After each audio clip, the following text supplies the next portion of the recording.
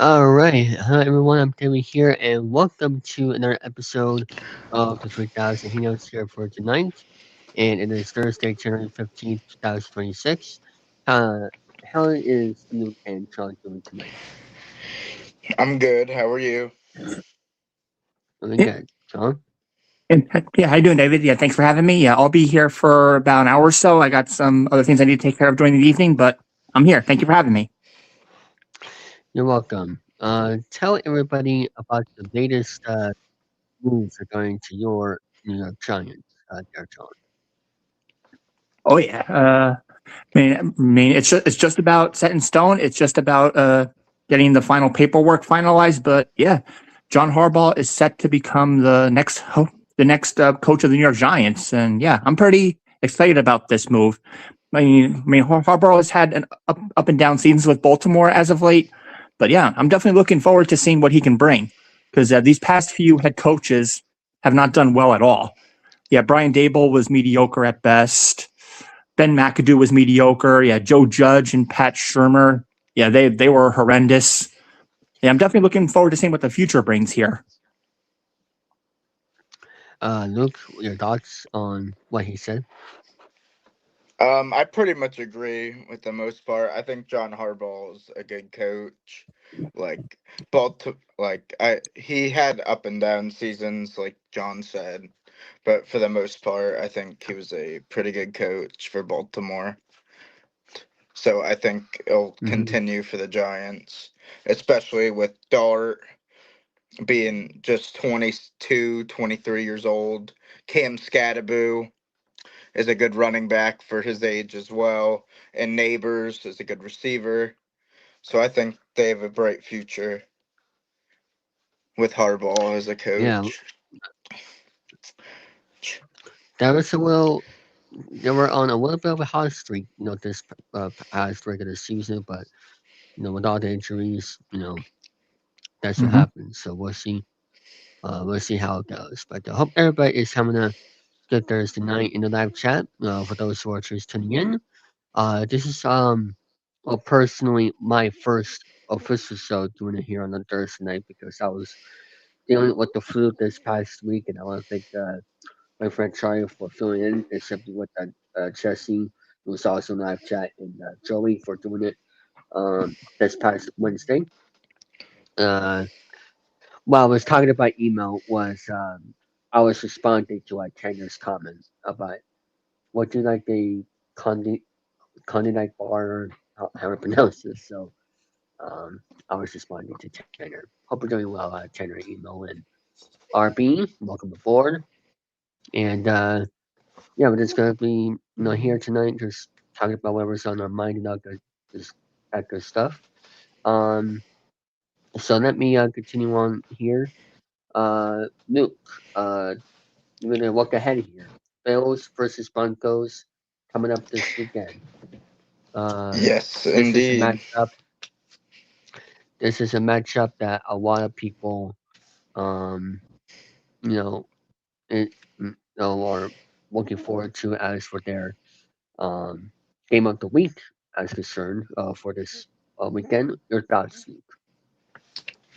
It's a pretty exciting game. I know in the first round of last year's playoffs, um, the Bills beat us in the first round last year. So I'm hoping it's a revenge game for Bo Nix and the Broncos after Josh Allen took a beating to the Jaguars last week. Hmm. So I know he's not 100% going into Saturday's game. So hoping our defense will do the same as the Jaguars did Hmm. with Yeah. and but we'll come out with a win instead of a loss for like the Jaguars did. Are you sure? Are you sure about that? I, I'm Even though pretty Josh conf Allen, I'm pretty confident with our defense. We have a top 5 defense in the league, stats wise, especially with our defensive coordinator Vance Joseph, who's been in a little has been in a couple interviews for other teams as a head coach, but Um, Mhm. Yeah, it's gonna be very interesting because Charles Allen, you cannot bet against Charles Allen. Let me be clear on it. true. But yeah, but yes, it is a crazy week for sports there, Justin. We are waiting for a, certain free agent in Major League Baseball to announce his team. Cal Tucker, that is. So we're Mhm. gonna see where he goes tonight because he said uh, yesterday or the day before that he will announce this decision today. So I have my Twitter notifications on, and we're gonna see if sometime during the stream he'll make his announcement of where he is going. It's gonna be very interesting with Kyle Tucker because a lot of people are uh, making rumors about him saying, "Oh, he doesn't care about baseball like Anthony Rendon." So it's Oh gonna my, be sorry to break that up, but oh my God, his contract was Oh my God. As an yeah, Angels fan, why? Just why? I know. Sorry to break that up, but it's just like, Oh, oh, you're fine. it's just No that, offense. Our yeah. GM's has been horrible for years, so. What do you think of your GM, John? Because with you being a Yankees fan, a lot, like Yankee fans are saying, "Oh, it's World Series or bust," but you're supposed to enjoy those moments anyway. Like getting into the World Series, that's to Oh be yeah, an accomplishment of it oh itself. yeah. I For the know, most part, yeah. Brian Cashman is a fantastic GM. He's been here for so long. He knows what he's doing. He has a fantastic relationship with ownership. He does great work during the when the MLB draft goes around. He's very good at scouting. He knows players very well. He watches carefully. He checks all the boxes. He looks for pitchers. He looks for infielders. He looks for outfielders. He's a very versatile pitching GM. It just and pitching. he's been having trouble getting to the World Series lately. Well, prior to a couple of years ago, but yeah, because I think prior to 2 years ago, I think their last World Series appearance was in '09. But other than that, Yeah, he's still a fantastic GM. I Like know. what GMs do you know that get to the World Series as often as him? There aren't very many at all. Yeah, he's one of the Uh, best in the business. He knows what he's doing. He just has to improve the playoff roster a little bit. But other than that, I love the way he scouts college kids and the draft. yeah, yeah. Hello there, Nick, to the chat. Yeah, I mean, I don't think the Dodgers, whoever his, isn't it Andrew Freeman, the GM of the Dodgers? I honestly don't know who that name of Yeah, the I'm not sure what his name is. I don't really follow the GM's names that much. yeah, same here. But whoever the GM is for the Dodgers, that's Right. another guy. That's another guy you can say that's been to Hmm. the World Series often because not just for the past couple of years since 2020, which I do count as a World Series championship, but look back in 2017, look back in 2018, he also has Right. been to the World Series as well. And I'll give Brian Cashman credit to this. He's been here since um the '90s era. With Hmm. that dynasty. So I don't know if that's the reason why he's been staying ever since. Because if people are saying, "Oh, World Series are bust," then he should um he should have been fired like at least 10 years or so after 2009 because a lot of the Yankee fans hate him, they hate Aaron Boone, they hate everybody. So I'm not surprised. Yeah. But uh, you know, I don't know how many year if a GM gets to, I don't know what you guys' thoughts are. I'll expose you this. If a GM makes it to the playoffs once, but hasn't been to the playoffs since, like for example, Craig Bressow, the Red Sox GM, that 2024 was his first year, wasn't that successful, but 2025 he made it to the postseason in his second year. But how many years? Let's say if he doesn't make it to the postseason, again for a long time. How many years should we give him a chance until it's okay? It's time to go. I'll start with you, John, because of your experience with the World Series or bust. Yeah, you mean like consecutive years of missing the playoffs, or Yeah, saying something like that? yeah. Like Yeah, I how would long say he can stay. maybe 3 or 4 in a row would be unacceptable, and it would be time to go. Luke, Yeah, I agree with John. I would say about 3, 4 years. I don't know how long the Angels GM has been in I don't. office, but I think it's Artie Moreno. I could be wrong about his Yeah. name, but he's been there for years since, and he was the one that shipped Otani to the Dodgers and Mm-hmm. signed Anthony Rendon to the worst Before c- beforehand, contract in one of the worst in MLB history. Oh yeah. and in case I forget, Luckily he took a buyout, but he wants to play one more year, according to Rendon. he was. Oh, he was. I didn't hear that part. How long they Yeah, want him at? he wants to play this year, and I think he might retire. That's the Oh Isn't yeah. rumor. isn't he done? Isn't he done with the Angels though? Like because No, he's on our roster. He's just on like he's like on I don't know if it's like the injured list or something, but he doesn't take up a roster spot. Ah, That's what they were the 40 saying. man. That's what before the him, rumor. That's what they like put him on I think I don't know if it's like the injured list, but he doesn't have a roster spot, Ah, but he's on the team okay. I think it's called the still. taxi squad, if I remember correctly. I think that's what they Yeah, call it. that's what yeah, that's what he's on. Yeah. Like he has a like they uh, bought out his contract, but he wants to Yeah. play one more year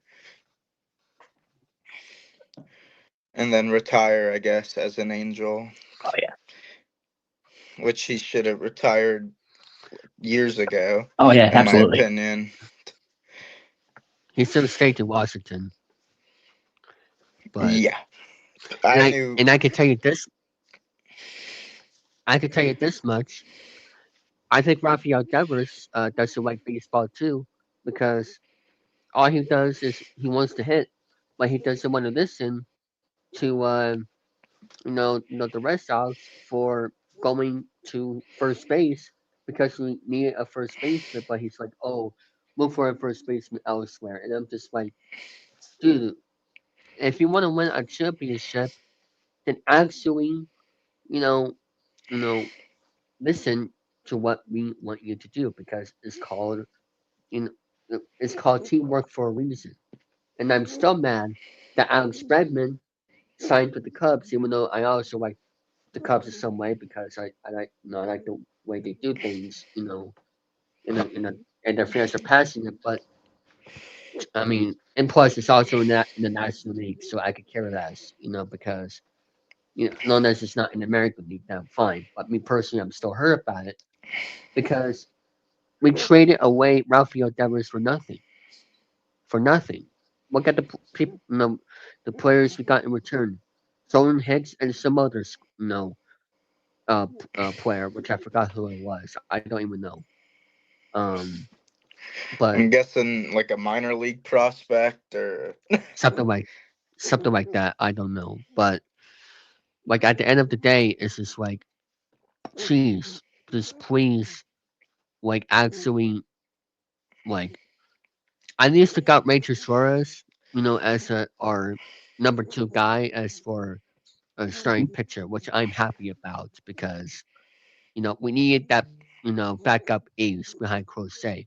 But I think if we just get at least one more veteran arm for our starting rotation in case one of our main starting five gets hurt, because you never know in spring training and the WBC coming up, somebody could get hurt Yep. in WBC. Um, if we could get like a Max Scherzer said, uh, I cannot imagine that last pitch being thrown. I don't know if that's going to be the WBC or with another team, because Clayton Kershaw earlier this afternoon, announced that he's going to pitch in the WBC for Team USA, Yep. which I'm very excited to yeah. see what he can do there. But and Max Scherzer right after the World Series said, "Oh, this is gonna be my last. I mean, I can't imagine my last pitch being thrown. The way, he that happened with that ending of the World Series this past November. Then if the Red Sox can pick him up, I think we'll be all good with our starting rotation because we need that backup veteran guy. There's also Lucas Churrillo out there, so we could bring him back if we really wanted to, but it looks like we're not Former gonna get him as Angel. well. Oh, he was? If Okay. Okay. he was, yeah, he is a former Angel. I think for like maybe 1 or 2 seasons. Okay. He I was see. um Interesting. But anyway, so that's some of the baseball stuff I wanted to write about because I'm still mad about the Alex Bregman thing, but I'm glad we got another ace. We just need to figure out that third base. I know Marcel Meyer, great great prospect. I got to meet him this past weekend. Great guy, but we need that another elite bat in our lineup. So to replace Alex Bregman, that is. Anyway, Mhm. let's get back into some football real quick. Since on that, so we have both of you on here. We have our next game that's this upcoming Saturday. We have a triple header. This well, it's a double header for each day. Okay. The first game is at 4:30 with the Broncos and Bills, and at 8 o'clock we have 49ers and the Seahawks. Who do you think is going to win this one, Luke?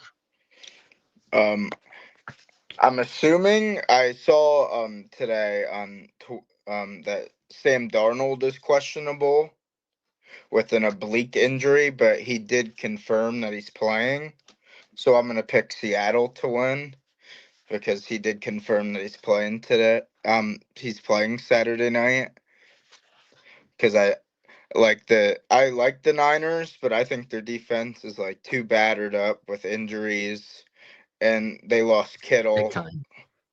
and they lost Kittle last week with a Achilles injury. So I'm gonna pick the Seahawks to win. Okay, John, what do you think? Yeah, pretty much like what Luke said. The 49ers defense is banged up. Yeah, they somehow they got the upset win over the Seahawks over the Eagles last week. I actually predicted the Yeah. Niners were going to win that one, so I lucked out there. But yeah, I mean Mhm. there is a possibility they could get Fred Warner back, but that has not yet been confirmed yet. But either way, they're going to be banged up. This I think the Seahawks offense is just too much. Yeah, I actually saw something funny a couple weeks ago online on my news feed. I think I sent it in a group message that I think David is in.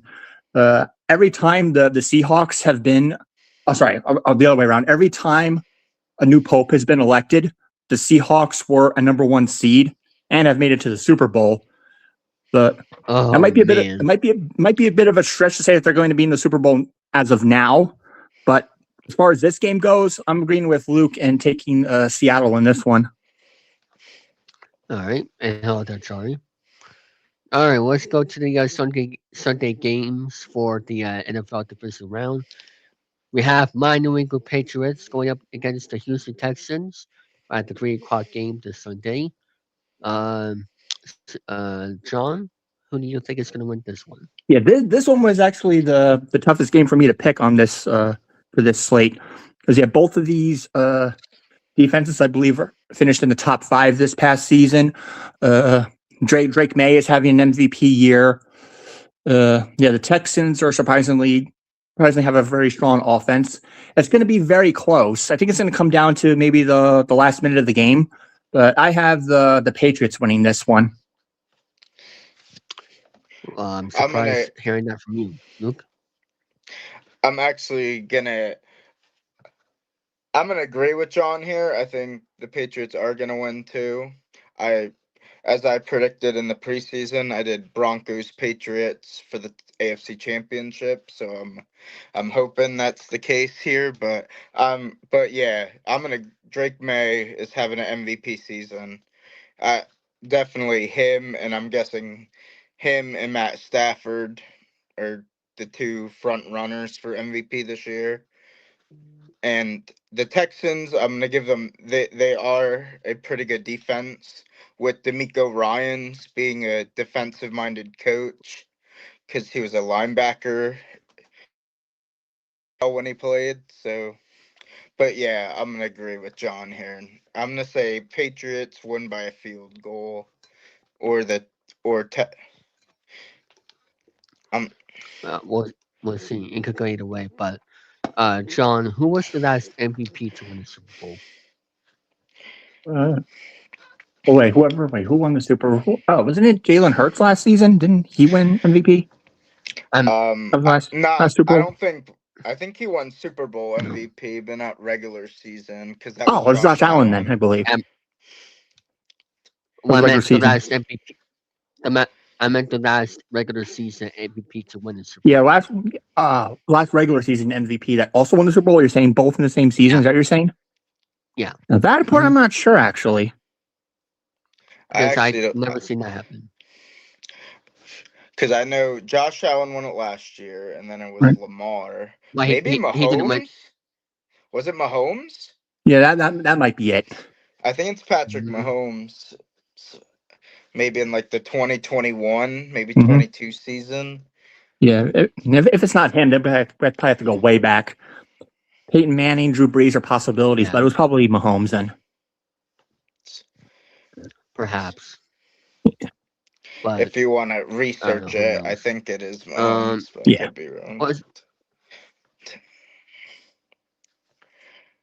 yeah. Now let's go to the last one here. Rams versus Bear. Well, Bears versus whoever's at home. The Bears. Um, who do you think is going to win this one, Luke? Rams versus Bears. Or Bear, I'm actually gonna. whoever's at home. I'm sorry. The The Bears Bears. have been impressive this year. Like I know a lot of people thought they wouldn't make it this far in the playoffs, especially with Ben Johnson being his first year as a head coach in the league, as coming from Detroit as an offensive coordinator. Okay. But I'm gonna pick the Rams to win because I think Matthew Stafford's playing like an MVP this year, as well as Drake. I think him and Drake May are probably Yeah. the two front runners for regular season MVP. But I'm gonna pick the Rams to win because Matt Stafford's been playing really good. John. Yeah, yeah, I'm pretty much in agreement with Luke here. Yeah, it's pretty surprising that 3 out of the 8 remaining teams are all from the same division. Yeah, because you had the 49ers, the Seahawks, and the Rams represent your 3 out of the 8. That's pretty interesting. But yeah, the Bears were the only team that I got wrong last week when I made my predictions. I went 5-1 in Wild Card Weekend with the Packers being my only incorrect pick. But yeah, pretty much what like Luke said, the Rams are probably the more complete team right now. Stafford is having an MVP season. Yeah, the Bears are actually surprisingly very well. Yeah, they got past the Packers, but I just can't see them getting past the Rams this coming week. So yeah, assuming the Rams and the Seahawks win, you got a very intriguing matchup for the NFC Championship. I agree. I think I did for the Super Bowl because I do like preseason predictions. I think I did Seahawks Broncos Uh, actually for the Super Bowl this year. yeah, my original prediction was Bucks and Bills, but that was a total bust. But then when Yeah. I did my revision for the playoffs, I had Rams and Patriots. Yeah. That'll be LA versus New England. I mean, that would be interesting Yeah, to that would me. be a rematch from 2001 if that were to happen, I believe, And or '02, something like that. and I think Mhm. it was Adam Vinatieri with a game-winning field goal. I think, Hmm. but I could be wrong. Mhm. Yeah. But I will say this though about Drake May. People are already saying, "Oh, he's way better than Tom Brady," and I'm just like, he hasn't won a Super Bowl yet. Right. This is his second year. Look what happened with Mac Jones in his after his first year. Wasn't it his first year? The wild card game versus the Bills that first year for Mac Jones. Am I correct on that? Because Hmm. so someone can correct me if I'm wrong, but still, like Drake May has a long way to go. Wait until he wins the Super Bowl first, Right. or even a few more Super Bowls, and then we can start comparing him with Tom Brady because you know this is only his second year, like I said, Drake May. So just give him some time, and we'll see if he can actually reach a conference championship. And he could get there, with this team this weekend because they're also at home as well, the Patriots. So maybe that will help them as well. But who knows? Home field advantage is a huge thing when it comes to the playoffs. Oh, yeah, absolutely. Yeah, And the Broncos did clinch it, so so whoever yeah, so for the AFC title game, it's going to be in Denver as well if we do win yeah. Yeah, Saturdays. you're the number one seed, which I believe you won it in week one versus the Raiders. I believe. Yeah, because the Patriots had a look because we the Patri it was between the Patriots and the Broncos, and we Yeah, swept the Raiders this year, so that's why we're the number one seed because Hmm. the yeah. Patriots lost week one to the Raiders. S- Looking back, I don't know how we lost, but lost to them. That is, but still, that's why we gotta play the games. That week alone is the reason why we play the games. For reasons like this. And that's why like with that with that 10 game win streak the Red Sox had. I know this is baseball, but with their 10 game win streak the Red Sox had this past summer, I believe in July. Um, that despite the teams we were playing, like a Nationals, like a Colorado, even though there were bad teams, that made us win to the playoffs. That winning streak alone, because we made to the playoffs like a couple days before, you know, the final game of the season. So that winning streak really mattered. Depending on what teams are not. You know what I'm saying. So and look at the Mets, 1 game short of going to playoffs. That's why you have to beat teams like the Miami Marlins, and look what happened. So I just hate the comparison. Oh, these are bad teams or whatever. It doesn't count as wins up this way. Look what happened to the Mets. Look what happened to the Red Sox. And look what happened with the Broncos and the Patriots this season. Yeah, I see more. So you know, but anyway, is there anything else you guys want to say about the NFL playoffs before we continue on, or you guys have any final facts about any of these teams, or you know, uh, or whatnot? Well, I think no matter what happens, this is going to be a very, very fun Super Bowl when the Super Bowl comes. Because yeah, finally the Chiefs dynasty is over, and as a Yeah, Giants fan, I'm glad the Eagles aren't in it. As a yeah, yeah, as a Broncos fan, I'm glad someone other than the Chiefs have won the AFC West. Because for the past yeah, couple, maybe like 3-4 years, it's been the Chiefs. Yep. S- yeah. Well, And it was finally our year. I get. Hmm. yeah. Well, it, well, here's the thing. Oh, okay.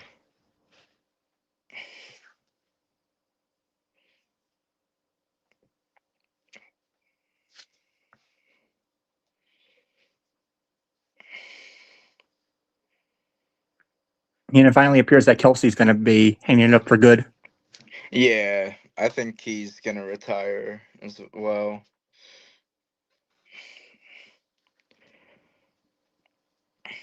And then I think Mahomes is more than likely going to miss part of the season to open up 2026.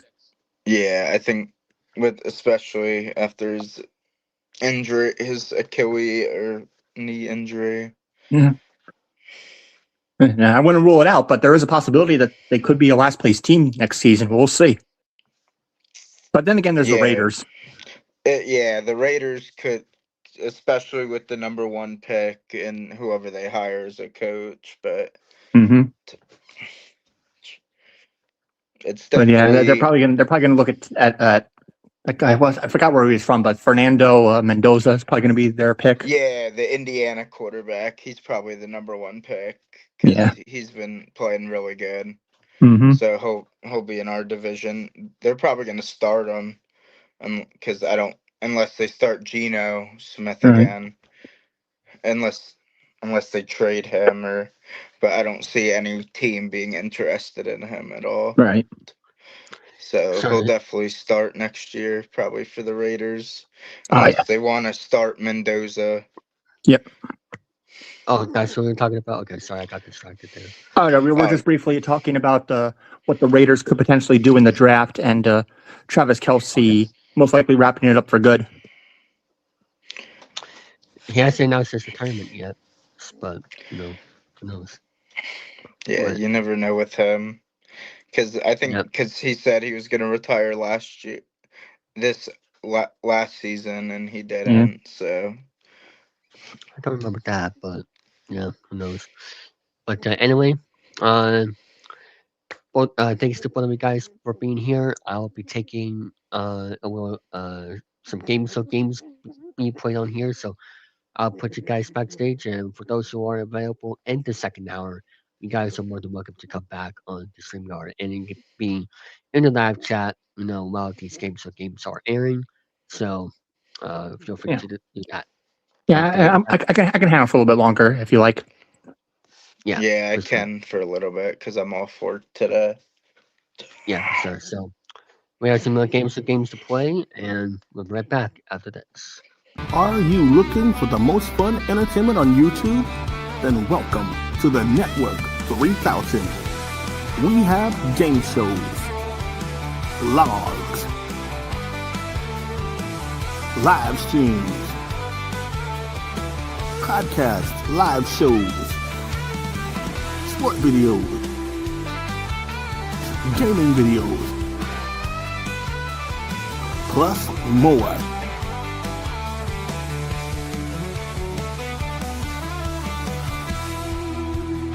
Subscribe today. We hope you enjoy the Network 3000 on YouTube.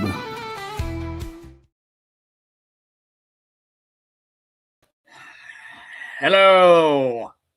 And now, it's here on this channel, it's time for another Whammy, the all-new Press Your Luck battle, hosted by me, Brandon Beauregard, and let's meet our players. We have Dante. Hello, Dante. Hello. Yeah. Versus Adam. Adam, you there? Yes, I'm here, Brandon. All right. Versus Danny. How you doing, Danny? I'm doing well. How are you? Excellent. All right. Great to have you here, all three of you. I now ask, are you three ready to press your luck? Yes, I am. Yes, I am. All right. Of course, the game works like this. Each of you have $1,000 to begin with. And you can add to that total by taking a chance on this big game board right up here. Look at all the money and prizes that you can win. Each time you spin, you can add to your total by landing on a square that contains either a cash value or prize or something that will help you, like that. I move on space. But if you land on one of those dreaded whammies, he will come out and take all your cash and prizes and put them right into his own big bank, which begins at $5,000. You don't want to add to that, that's for sure. But if you hit the big bank square right there, well, unlike the original in 2003, then you get everything in the big bank to call your very own. Okay? Yeah. All right. Only the player in the lead at the end of this first round will have the advantage of going last in the final round. And Dante, we're going to start this game with you, okay? All right. All right, you have $1,000. Let's put the big board in motion and see what you can add to it. Good luck. Oh, all right, here we go. All right, big bucks. No whammies. Stay away. Let's start off strong. Come on. Big bucks. No whammies. Stay away. Stop. Stop it. Okay, Panama. Woo! Panama's worth $1,897, putting you at $2,897. And now, Adam. Adam, you ready? Yes, I'm ready. All right, $1,000. Here comes your spin now. All right, come on, let's get some big bucks here. Big bucks, none of those things. And stop. Stop at a whammy. Ah, rats. I'm losing you. You're dropping out. Yeah. You're out of range. And money. All right, Billy, you didn't.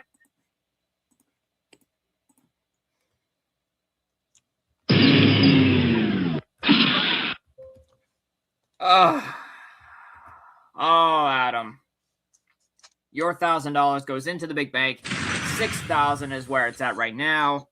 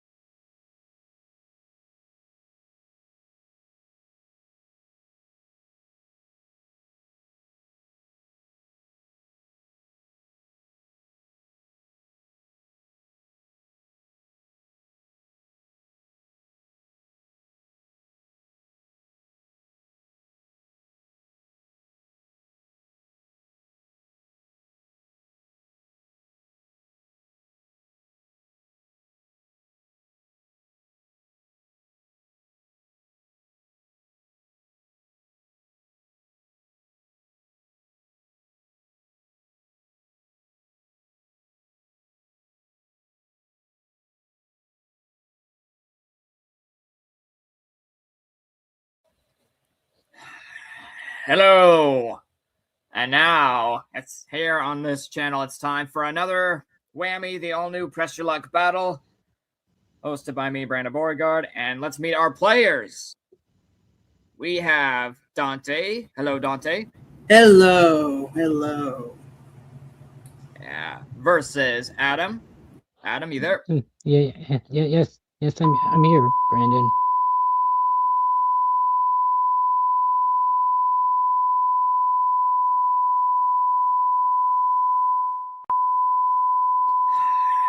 Hello. And now, it's here on this channel. It's time for another Whammy, the all-new Press Your Luck battle, hosted by me, Brandon Beauregard. And let's meet our players. We have Dante. Hello, Dante. Hello. Hello. Yeah. Versus Adam. Adam, you there? Yes, I'm here, Brandon. No. All right. Versus Danny. How you doing, Danny? I'm doing well. How are you? Excellent. All right. Great to have you here. All three of you. I now ask, are you three ready to press your luck? Yes, I am. Yes, I am. All right. Of course, the game works like this. Each of you have $1,000 to begin with. And you can add to that total by taking a chance on this big game board right up here. Look at all the money and prizes that you can win. Each time you spin, you can add to your total by landing on a square that contains either a cash value or prize or something that will help you like that. I move on space. But if you land on one of those dreaded whammies, he will come out and take all your cash and prizes and put them right into his own big bank, which begins at $5,000. You don't want to add to that, that's for sure. But if you hit the big bank square right there, well, unlike the original in 2003, then you get everything in the big bank to call your very own. Okay? Yeah. All right. Only the player in the lead at the end of this first round will have the advantage of going last in the final round. And Dante, we're going to start this game with you, okay? All right. All right, you have $1,000. Let's put the big board in motion and see what you can add to it.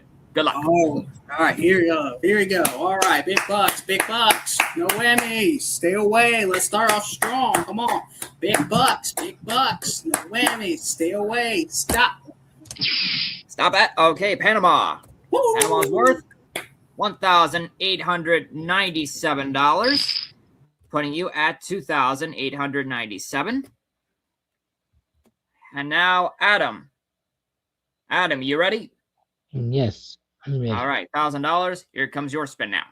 All right, come on. Let's get some big bucks here. Big bucks, none of those things. And stop. Stop at a whammy. Ah, rats. I'm losing you. You're dropping out. Yeah. You're out of range. And money. All right, Billy, you didn't.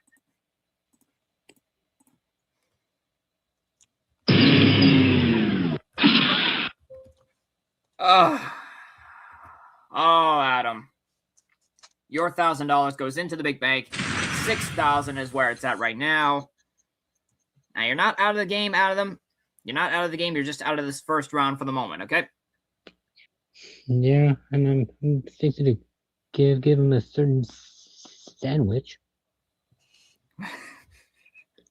Okay. Starts with a K. All right. Okay. So now we go to you, Danny. You have $1,000. Here comes your first spin. All right. All right, big bucks. I'm going. Stop. Stop at a microwave worth $1,378. Now bringing you to $2,378, Danny. There you go. All right, Dante, Danny, it's only you two in this game so far. But now that we got to make things tougher by adding more whammies to the board. There they come. From here on out, you two, remember, you can freeze at any time if you're afraid of that whammy, or if you think you got enough to win the round, or you can press luck again and try to grab some more. So, Dante, you have $2,897. What's it going to be? Freeze or press your luck? I'm going to press. Here he goes. Come on, baby. Big bucks. Big bucks. Big bank. Come on, baby. No whammy. Stay away. Let's get some big money. Big money, big bucks, big bank. No whammy. Stay away from me and stop. Stop. Hey, whammy.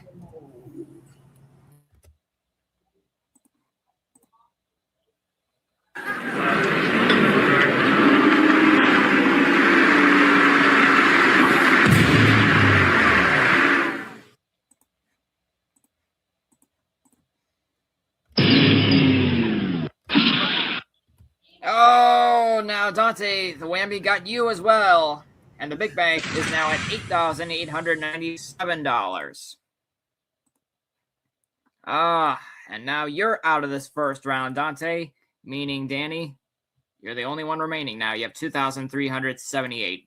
What do you want to do? I think I'll freeze. You're going to freeze. Okie dokie, Danny, you are frozen at 2,378. Well, I gotta say, that was a quick first round, to be honest. But it is what it is. What are you going to do? So at the end of that first round, we have Dante and Adam, both $0 in a whammy, and Danny in first place with $2,378. And the big bank is at $8,897. And now it's time to go to our spin round. Okay, everybody? All right. This gives all three of you 5 chances to earn some spins for the final round of the game. Of course, the more spins you have, the better chance you have of winning. So, get ready, Dante? Ready. Here comes your first chance at some spins right now. All right, come on, big spins, big spins. No zero. Come on, big spins. Give me a big 3. Come on, big spins, big spins. Stop. All right, 1 spin to start. Not too bad. All right, Adam, here comes your first shot at some spins. Let's go. Alright, come on. Any spins would do. 1 or 3 would do. Come on. And stop. Hey, there you go, Adam. 3 spins for you. Excellent start there. And now, Danny. Let's see how many spins you could grab on your first chance. All right. Got a spin. And stop. All right, 1 spin for you. Not a bad start there. And now, for your second chance at some spins, everybody. Dante, let's do it. All right, come on, big spins, big spins, big spins, no zero. Come on, big spins. Let's get a big free. Come on, no zero, no zero. Come on, big spins. Stop. Oh, all right. Well, you still have 3 more chances, Dante. It's all right. It's okay. We're now going to go back to you, Adam. Let's see how many more spins you can grab on your second try. Alright.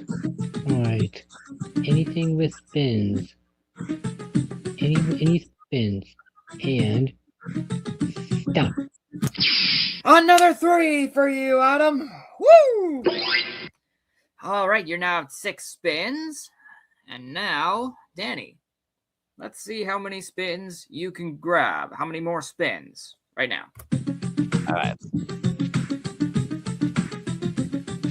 And stop. All right, another spin for you. That's okay. Putting you now at 2 spins. And now a third chance for everybody. All right, Dante. Let's see if we can try to recover from that. Yeah, let's see if we can do that. Let's go. Absolutely. Here we go. Let's go. Come on, big spins. Come on, big spins. We're not fooling around here. Come on. Give me some big spins here. Let's get a big free. Let's get a big free. Come on. Give me something good here. Stop. All right, another spin for you. That's better. That's a little better. Putting you at 2 spins now, Dante. And now, Adam. How many more spins can you grab? Let's find out now. Okay. Let's see what I can get. And stop. Okay, 1 spin plus you get to spin again, Adam. Here we go. Alright. Let's see what it's gonna be. And stop. All right, another spin for you. That's okay. Putting you now at 8 spins. All right, we're back to you, Danny. Let's see how many more spins you can grab, okay? All right. Okay.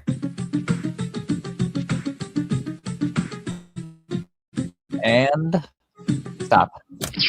There it is. The big 3 right there.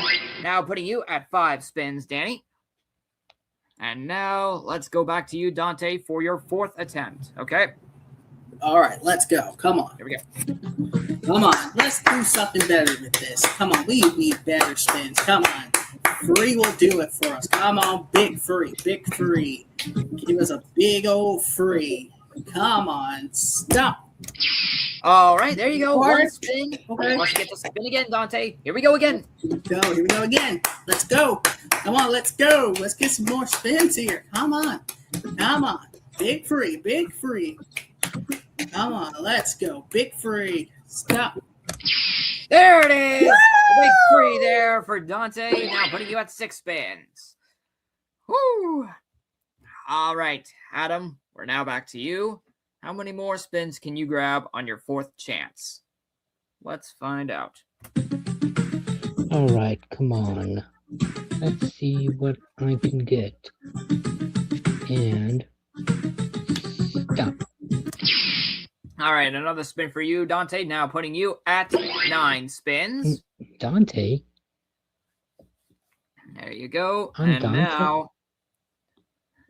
And now Danny. Danny, get ready. All right. Let's go. All right. And stop. All right, another spin for you. Now putting you at 6 spins as well. And now 1 last chance for everybody to grab some spins. Get ready, Dante. All right. Here comes your last shot right now. Come on, baby. Come on, big bucks.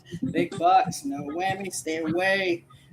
Come on. Let's go. Let's go. Give me some big spins. Let's see if we can get another free. Let's see if we can do that. Come on, baby. Big spins. Big spins. Stop. Another spin for you. That'll put you at 7 spins to take into the final round, Dante. And now, Adam. Let's see how many spins you will end up with. Here we go. All right. Let's see. Anything would be good. 0's okay. Because I got some spins. And stop. All right, 1 spin plus you get to spin again, Adam. Let's do it. Okay. And stop. And another spin for you, putting you at 11 spins to take total. And now, Danny. Back to you. One last chance to grab more spins. Let's see if you can. Here we go. Okay. Let's get a spin or something. And stop. All right. There's one more spin for you. You also have 7 spins to take. There you go, everybody. We have Adam with 11 spins, Dante and Danny both 7 spins. And it's time now to go to our final round board with all 3 of you, yes? Let's do this. All right. That's good enough. All right, here we go. Yep. Here we are with our final round board, players. Take a look. More money, more prizes up for grabs. Now, yes, we have some whammies, but we also have some double whammies. Double whammy, you'll have to figure out what that is in a moment. If you land on one, at least. But they're also here to grab everything and put it in the big bank, which is currently at $8,897. Now, if you rack up a total of 4 whammies at any point during this final round, you'll be out of the game. So, Adam, Dante, be careful that both of you already have 1 whammy already. The big bank square is still up there, waiting to be grabbed. And there's more strategy in this final round because now you can pass your spins to the opponent in the lead in the hopes that they hit a whammy, and the leader must take those spins that have been passed to him. Now, Danny, you're the only one with money, $2,378. You're going to go last in this round. And Dante, since you and Adam are tied with $0 in a whammy, we got to go with the player with the least amount of spins, and that's you. 7 spins. Ready, Dante? Ready. Let's put the big board in motion again. Here we go. Come on, let's go. Come on, let's rebound. Come on, let's rebound. We can take 10,000. Come on, we can rebound. Let's sleep. Let's rebound right now. Come on, give us some big money to work with and stop. All right, stop at a suntan bed worth $3,710. Okay.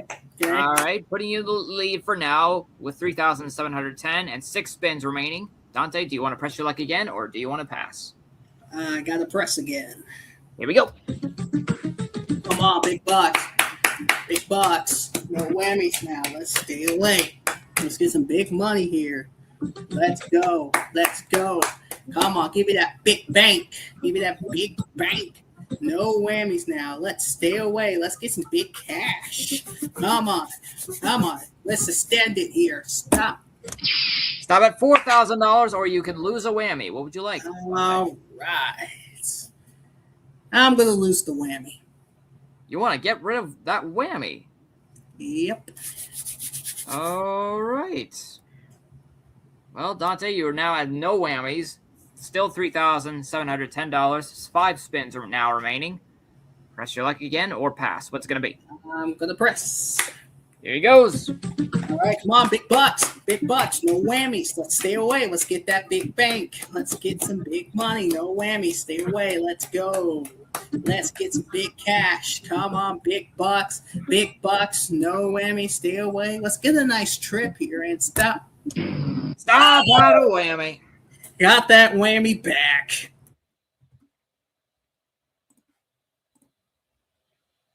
Danji, danji, danji. Danji, danji, danji.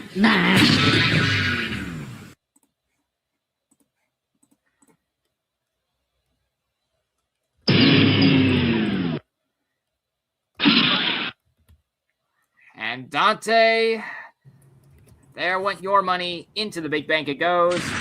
$12,607.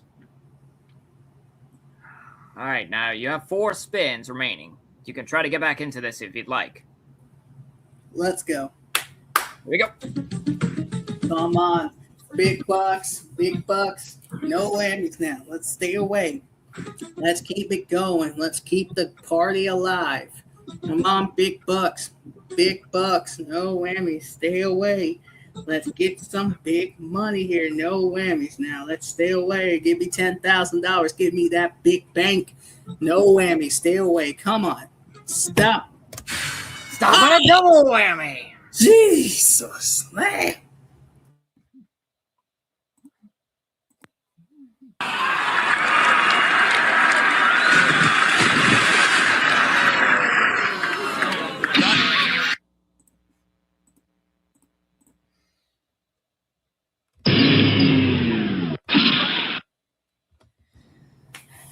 Good news, Dante. You didn't have any money to lose. Bad news. That's good. Since it's a double whammy, you've got to take a danger spin. With a danger spin, if you land on a prize, that prize is going to go to the player who spun for cash and prizes before you, and that actually was Adam. But if you land on a cash amount, both Adam and Danny will get the amount. Land on another whammy. If it's a regular whammy, you're just going to get a third whammy. Another double whammy, however, will give you 2 more whammies. The only thing, however, can really save you, though, is if you hit that big bank. And that 12,607 is the only thing you can add to your score. Okay? Got all that, Dante? Got it all. All right. Here comes the danger spin with Dante right now. Oh, boy. Come on. Okay, come on. Come on. We need that big bank right now. We need big bank. Please. We need big bank. Please. We need big bank. Please. Please. We got to have it. We got to have it. Come on. Stop. Oh, that's it. I better file these important financial documents. Oh boy. Andrea. Got you good.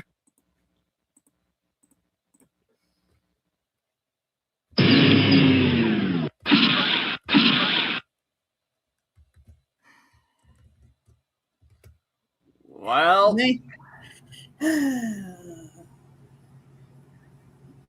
I am so sorry, Dante. It's all right, man. I had a good time. All right. Well, it's great that you had a good time. It's now between Adam and Danny. Adam, are you there? Yeah, I'm here. All right. It's now you versus Danny. You have $0, 1 whammy, 11 spins. Are you ready to go? I'm ready. Let's do it right now. All right, come on. Let's get some big bucks here. Come on. Big bucks. No whammies. And stop. Stop at $4,000, or you could lose a whammy. What would you like? Let's lose the whammy. Let's burn a spin. All right. You also want to get rid of one of those whammies. Okay. Well, you're back to 0 whammies. You only have 10 spins remaining now. Do you want to press your luck again, or do you want to pass? Let's press. Here we go. Come on, let's get some big bucks here. Come on, big old bucks. No whammies. And stop. Stop at a double whammy.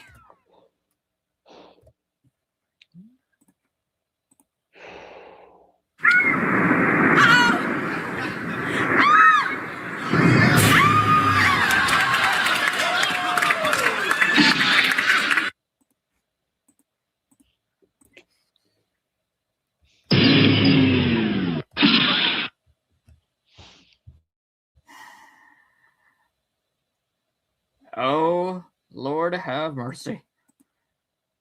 Adam, now you got to take a danger spin. You saw what happened with Dante. Let's see if you could try to avoid all that. Here comes your danger spin right now. Anything good and stop.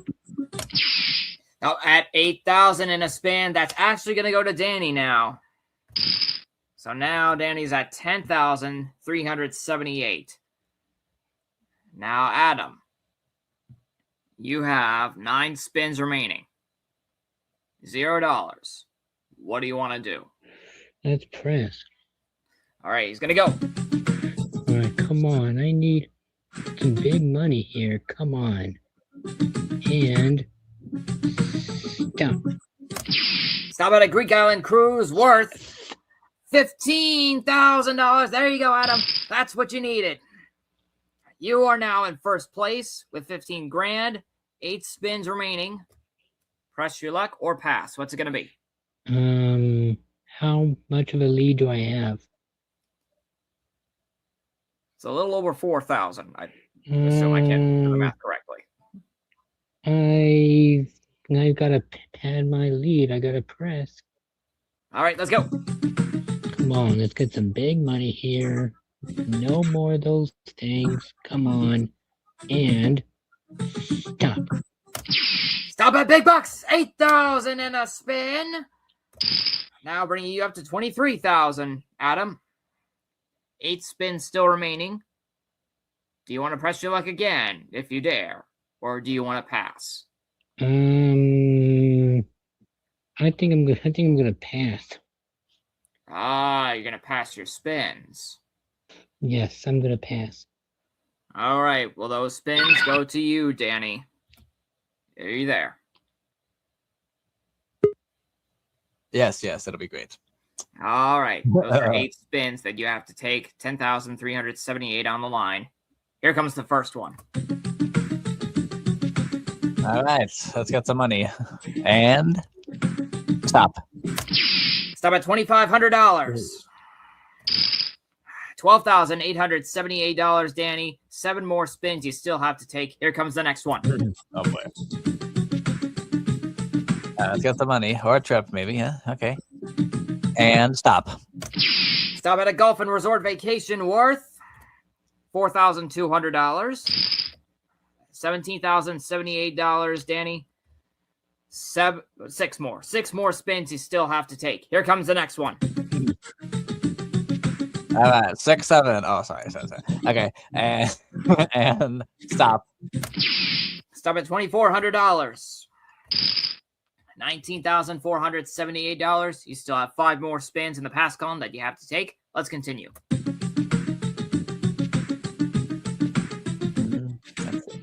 And stop. Stop at a whammy. That's all right.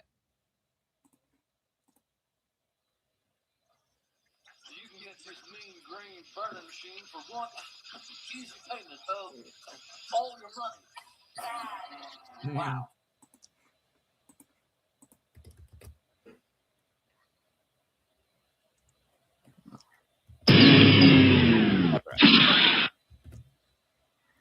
Oh, Danny. Money goes into the big bank. $32,085. And the spins in the pass column, luckily, do go up to the earn column. So you have 11 spins. 11. You can either mess around with those 11 spins or you can pass. What's it going to be? No, we got to play. All right, here we go. All right, let's get a big bank, maybe. Stop. Stop at $4,000 or you could lose a whammy. What would it be? Let's go with the money. All right, you want the $4 grand. Okay, 10 more spins remaining, Danny. What do you want to do now? Let's play. Here he goes. Let's get some money this time. Or a trip. So come on. And stop. Stop at a whammy. Could have lost the whammy. Oh, well. Bilious, Bilious, I'm stealing your winningness. I don't believe it.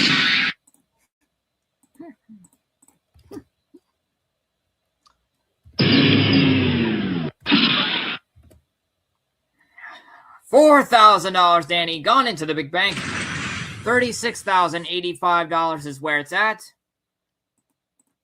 9 spins remaining. Yeah, let's play. Let's go. Might as well. All right, let's get that 10 grand. Please. No whammies. And stop. Stop it, it's double whammy. Oh no.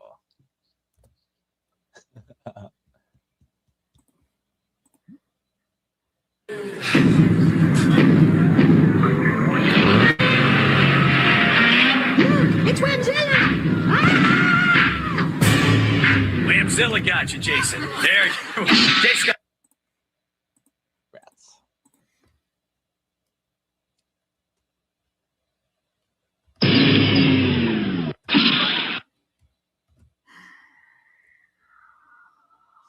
That whammy is out today for some reason. I don't know what happened. Well, now, Danny, you've got to take a danger spin. All right. Let's see what will happen as we take the danger spin with Danny right now. $2,000 maybe.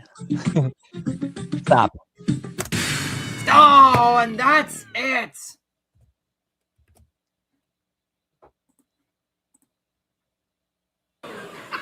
And now, here's Whammy with the Whammy weather. Thank you, Jen. It appears we'll have patches of hail moving in today, especially around your nanny.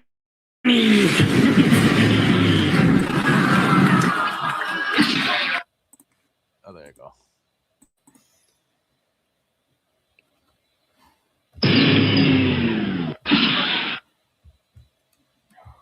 Well,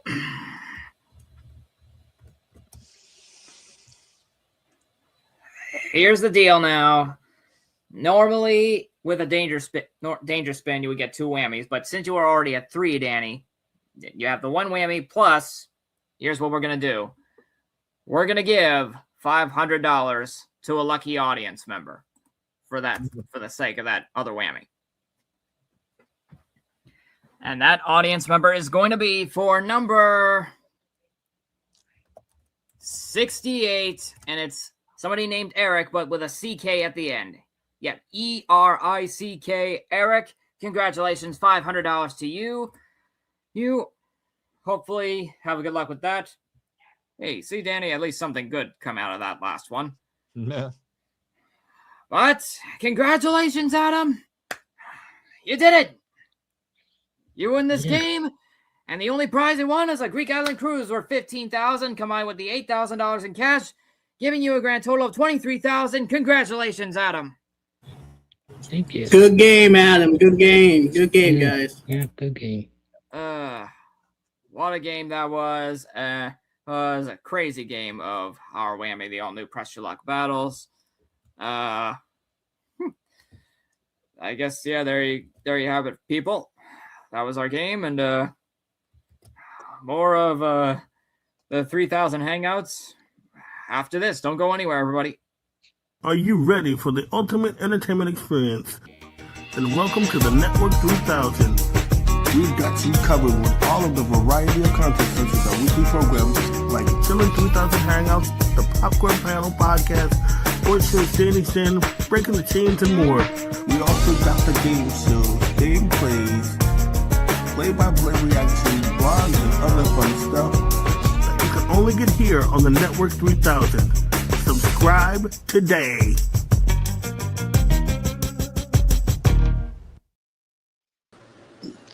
No, goodness.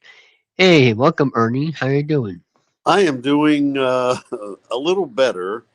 A little better. What happened? Well, I've been having a lot of congestion, sinus infection. I let it go too long, and luckily I went to the doctor Monday afternoon, and he prescribed an antibiotic, Mucinex, Flonase, said I could take my Tylenol PM. So I actually voice tracked my show Monday through yesterday, and then today actually went live and probably should have voice tracked, but it's breaking up, so it's better than it was. I have to say that I've been getting a lot of rest, and that's good. If I do too much talking, it's going to make me cough. So, yeah, You don't want to hear that. It sounds nasty. Actually, I feel great. Body wise, I feel fine.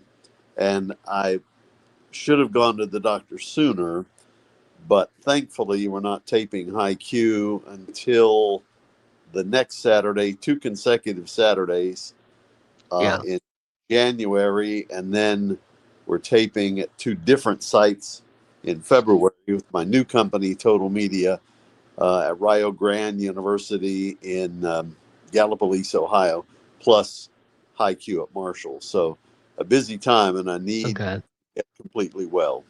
But I've had plenty of time to write more questions and all that kind of stuff. That's pretty good. Before you came on here, at the perfect timing, of course, because we were doing a game of thanks to email, doing Whammy, and we have my friend Juan on here. Welcome, Juan. Hey, y'all. Welcome aboard, Juan. How are y'all doing tonight? Doing good. This is my friend Ernie over here, who is a current radio host at Town West Station. Ernie. I'm on Hank FM. It used to be Cool Hits 105.7, an oldie station, 60s, 70s, and 80s, but we had a new company by us May 1st. They switched the format to country, emphasis on country legends. So we do 70s, 80s, 90s, some 2000s. But, Hank and Willie and Waylon and all those kind of people. Oh, really? Also, hi. I forgot to turn my camera. But okay, Ernie, I am a radio nerd. Okay, so I'm a beginner on it. Me and my friend are gonna interview a radio guy from Chicago. You might have heard of him, probably not. He's Jeffrey T. Mason. He's okay. With the legends back in the 60s and 70s at all the big stations. So yeah. You're like before. Okay. Yeah, like a WABC and all those big guys. Mm-hmm. I mean, I don't know much of older. What I've heard is that AM is slowly, because a lot of companies are buying their stations off. They're slowly getting rid of the AM, which is a shame because it's history. That's true. And they shouldn't get rid of that. But I am mostly with FM, but I'm also meeting more radio people. Well, I want to meet more radio people. I gotta contact more, and it is pretty exciting to have you here. I mean, David, so he's been on my show before. I interviewed him. I actually started when I was a junior in high school in southern West Virginia, which is where I live now in the western part of the state. Started as a 16-year-old, and this is my 60th year. Wow. So my this year is 60 years. Not this year. Yeah, my 60th year. This year, in my 60th year, my older sister asked me when I was going to retire, and I said, "For what? They pay me to talk." Think about it. Oh my God. Get paid to talk. So Brooklyn, New York, to West Virginia. Took a wrong turn off the interstate, but I was born in New York. So I loved. I didn't really listen to a lot of radio then because I was a game show freak. So I grew up with the $64,000 Question and Dotto and all those great shows from the 50s and 60s. And my love was made real back in 1984 when I first hosted a show called High Q, which I host still now. It's been on and off different years, but I hosted it for 14 seasons. And then College Bowl format. Then we resurrected it. That went off in 98 on the local ABC. What was it then? It was ABC, switched to CBS affiliate in West Virginia. So we started it at Marshall University, and I did it there for a number of years, writing all the questions. Then it went unfunded for a while. And in 2008 to 2010, we did a version at Ohio University Southern in Ironton, Ohio, the southernmost part of Ohio. Then it was off for 10 years. and now I'm in my 5th season of hosting the latest incarnation, which can be seen on highqtv.com. We just posted our 7th episode of this season. We got a beautiful set from WSB TV in Atlanta. They were ditching their set. I just happened to call, and they said, "Hey, you want it? Come and get it." And it's beautiful. Wow. I love. Sorry to interrupt, Ron. No, But go ahead. Go ahead. a lot of game show shows want to move to places like Atlanta, like Canada, because it's much cheaper than LA. I've been hearing. I'm letting my puppy dog in and out here, by the way. Okay. Yeah. No, That's one. David. Do what? I was gonna say David was saying that all their game shows, they change sets, or locations to somewhere like in Canada because it's more cheaper. That's what it is. Like, why? Do you know why is that, or is there like a reason, or? The production. A lot of them have gone actually to Atlanta as well, like 25 Words or Less, a Family Feud. 100% Family Feud. Georgia has become the mecca because it is cheaper. They get a lot of tax credits, so that's why some have moved away from the more expensive Los Angeles. And you think about it, I know The Price is Right's still done there, but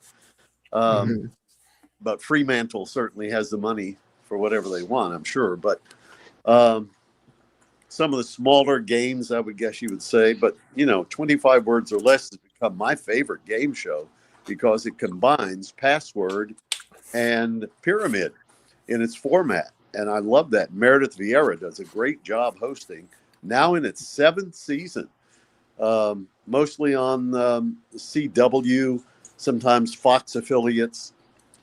We get it on a CW affiliate here. But I love it. It's a pure word game.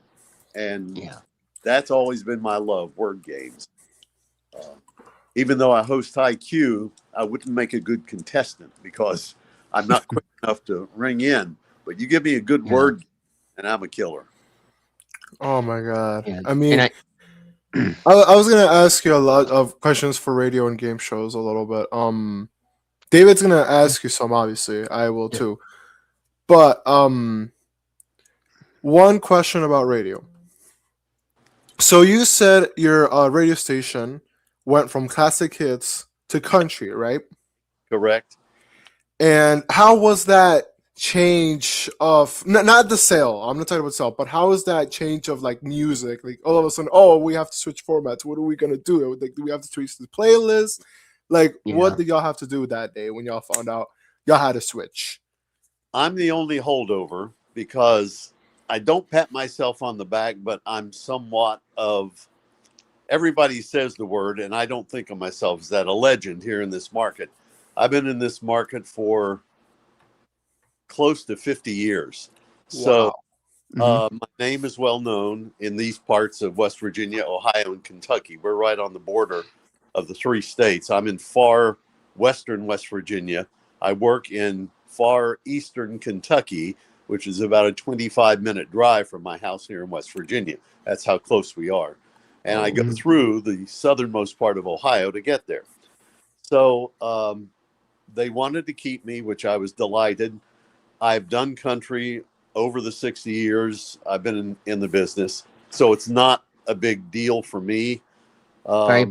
Very popular country. But it's, and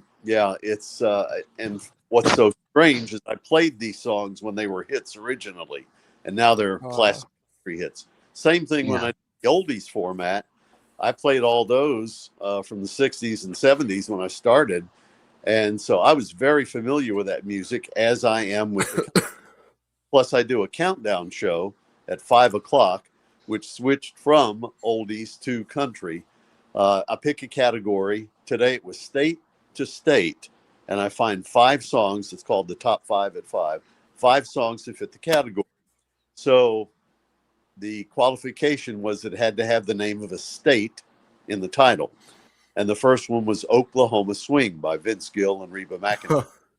And then we went to Old Alabama by Brad Paisley, who is a singer from West Virginia, featuring the band Alabama in that song. We had Mississippi Girl from Faith Hill. She's from Mississippi, oddly enough. Who else do we have? And that was at 5 o'clock today. You would think I could remember the other two.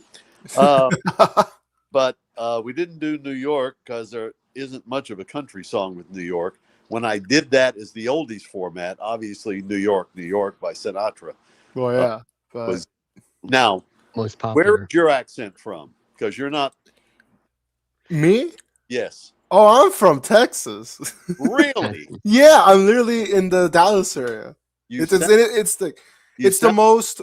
Wait, go ahead. I'm sorry. New York, New Jersey, Connecticut, somewhere around there. Oh no, it's because I have a bunch of friends from New Jersey and their accent got stuck to me. I don't know why. Do I sound like I'm from Massachusetts, Ernie? Because I'm not an expert when it comes to I can't pick your accent out though, David. So I no. I don't, Well, the thing is, a lot of people make fun of me. Well, not make fun of me, but they my accent.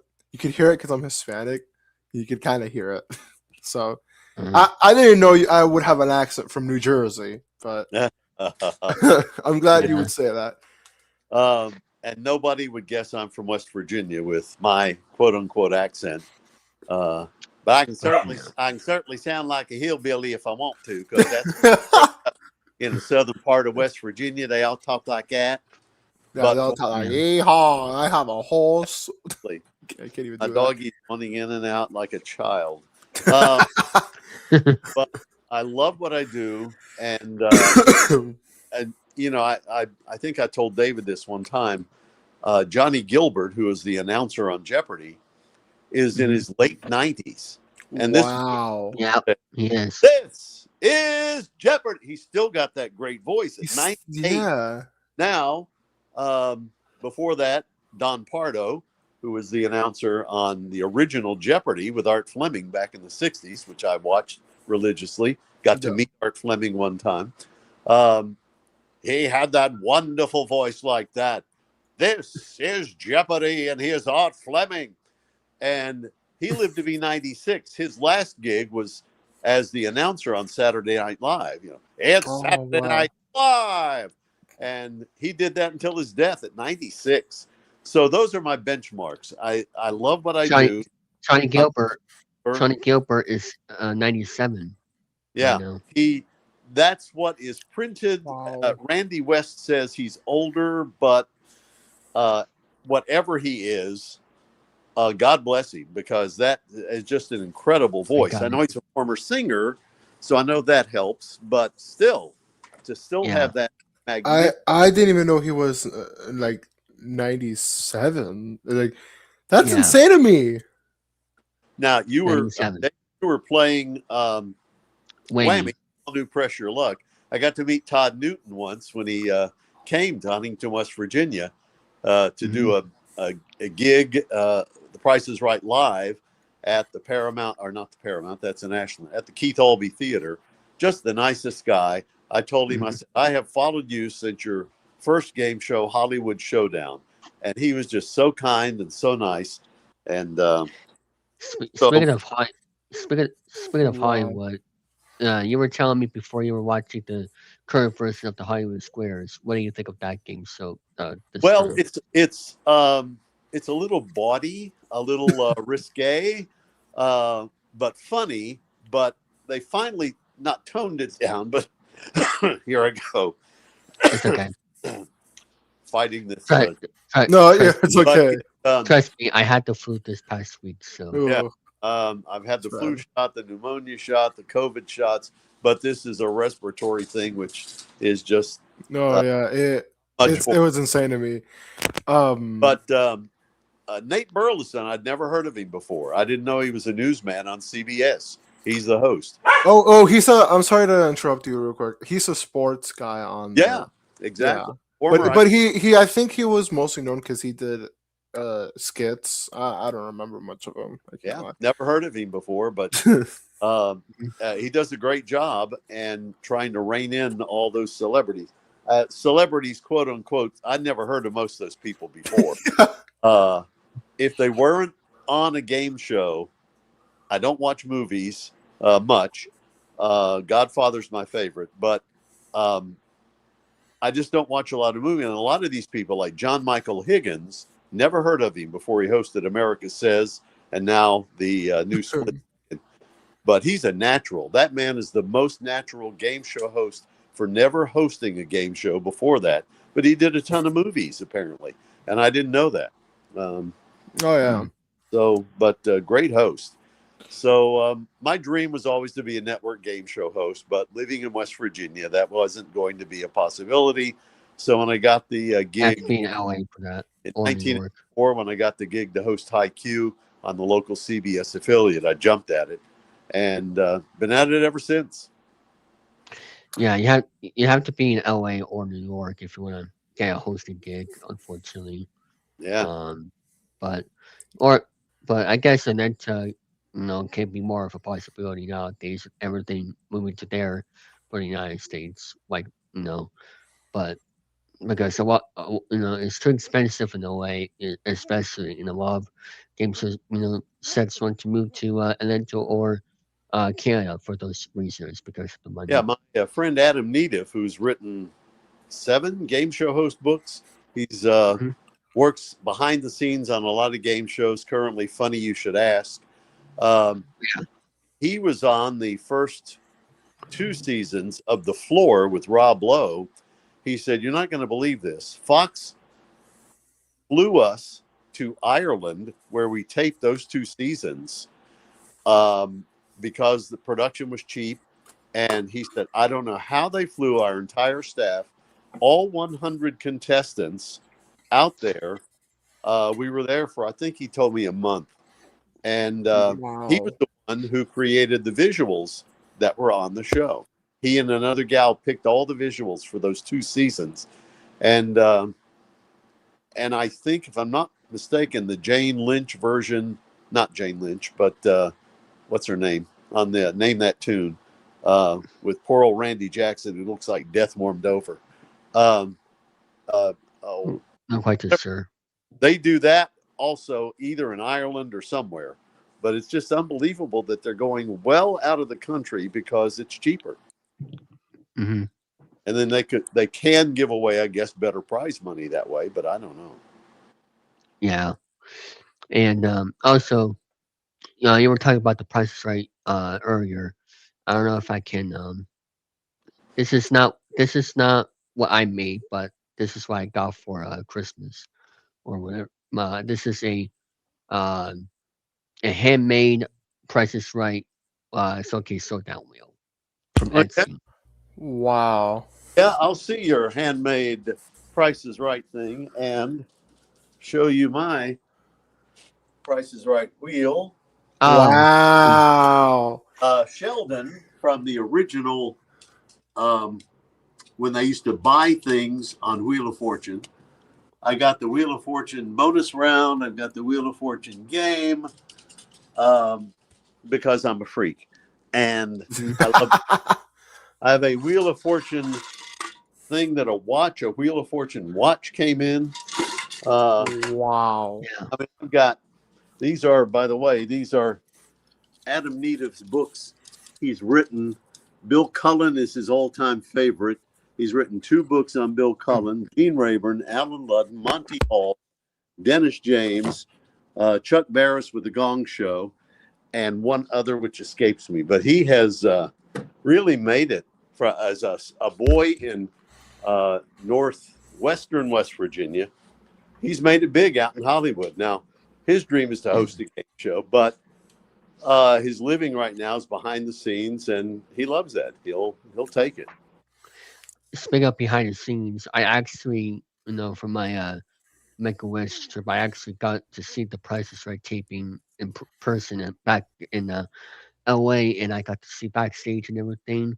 It was a day I'll never forget. But if I don't really look myself in the crowd, that's because I was dealing with the cold in the audience. So, but still I was no matter what, I was happy to be there. It's just that I was dealing with the cold, and that bothered me that day because for some reason I don't know what it was, but I was sick getting off the airplane, and that started me being dealing with the cold. So, but thankfully, I was feeling good enough to go to the Price is Right that day. And have you been to the new Price is Right set before, Ernie, or no?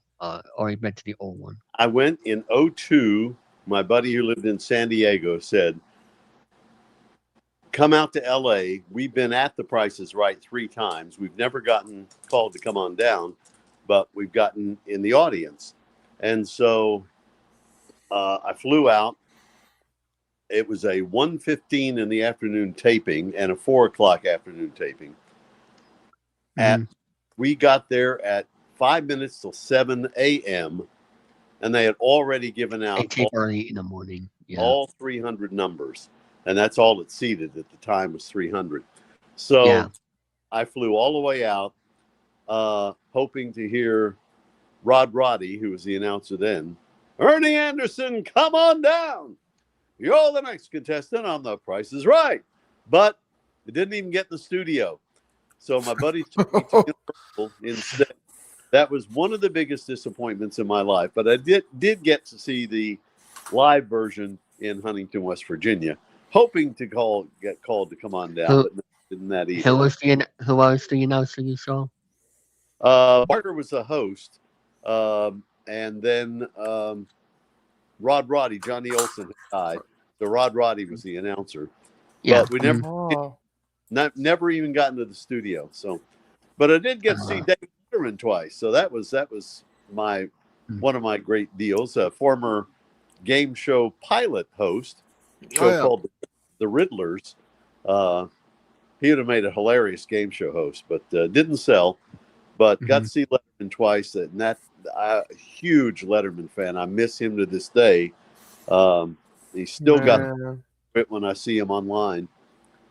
But I got to meet everybody else on the Letterman show: Paul Schaefer, Biff, the stage man. I mean, everybody in the band except Letterman. But that's all right. And got to meet. Oh man!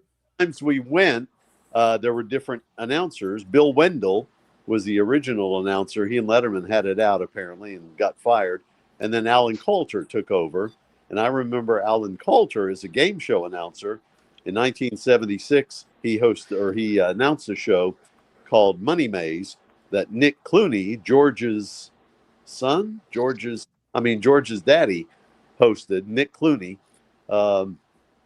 and they're from Kentucky, nearby here where I am in Kentucky originally.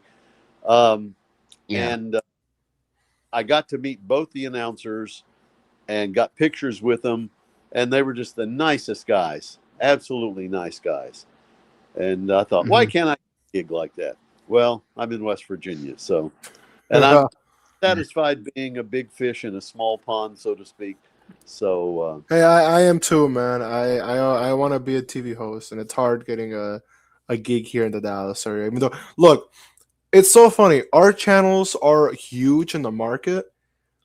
It's just you can't really have a TV show host job here. You have to go somewhere else, which sucks, but that's true.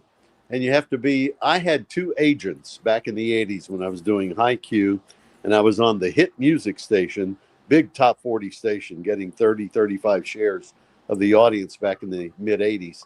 What station was it? By any? If you KEE FM in Huntington, Virginia, and I was there for 9 years total, and had 2 agents. They never got me any work. And that one guy leveled with, I never had to pay them unless they got me a job. And one guy leveled with me. He said, now listen, Ernie, you're in West Virginia. Suppose I call you in the morning to come to LA to audition. You can't do that. I mean, it's just impossible for you to expect to get off work just to come out for an audition. And let's say you don't get it, you go right back. However, I do have a dear friend, Jim Thornton, who is the announcer on Wheel of Fortune now. I got to interview him He last is month. right here in Huntington, West Virginia. Wow. Yeah. Local high school here. We've become great friends. He's just the nicest guy, and I'm thrilled for him that he's got that gig. I got to interview him this past month. Great person, you know. I went to Marshall University here in Huntington, West Virginia, and the campus radio station for which I do all the audio stuff. He said, he called me when he came in and he said, "Listen, you are a big shot around WMUL radio here at the campus."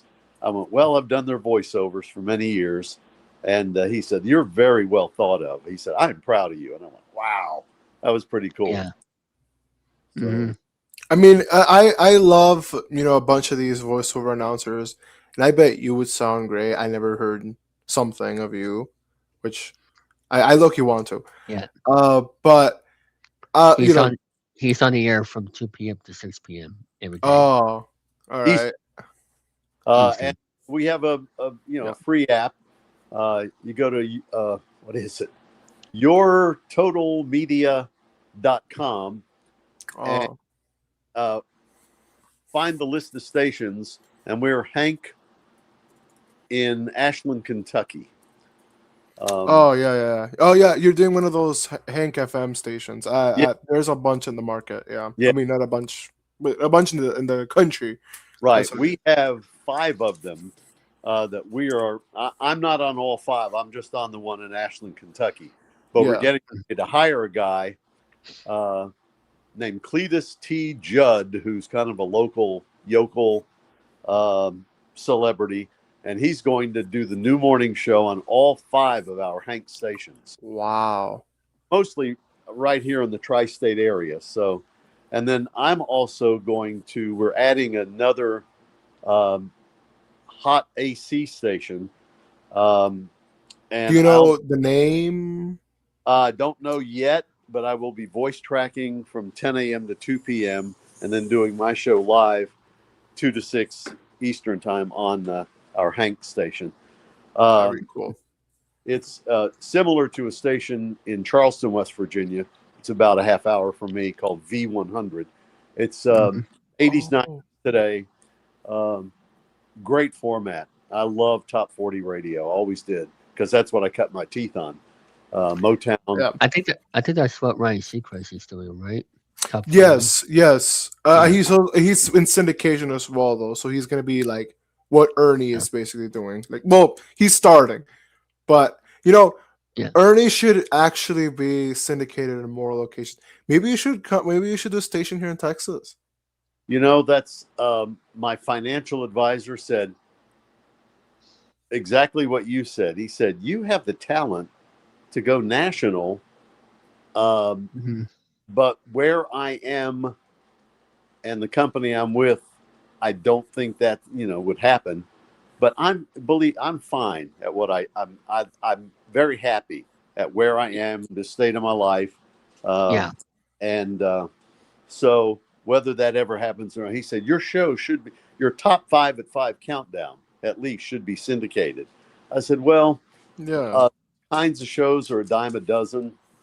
Plus, you would have to, find sponsors or have the people barter. And it's just a lot more work than it's worth." I mean, a lot of these people like Casey Kasem used to do it in the American Top 40. And by the way, his older shows are still airing on radio. But started July 4th, 1970. I heard that first show when I was at Marshall University. I thought, this is pretty cool. The 40 most popular songs in the country every week. We used to get it on vinyl, and we had to actually have a live person in the studio run the 1, 2, 3. There were 4 albums, 4 12-inch vinyl to do that show, and you could sell it locally.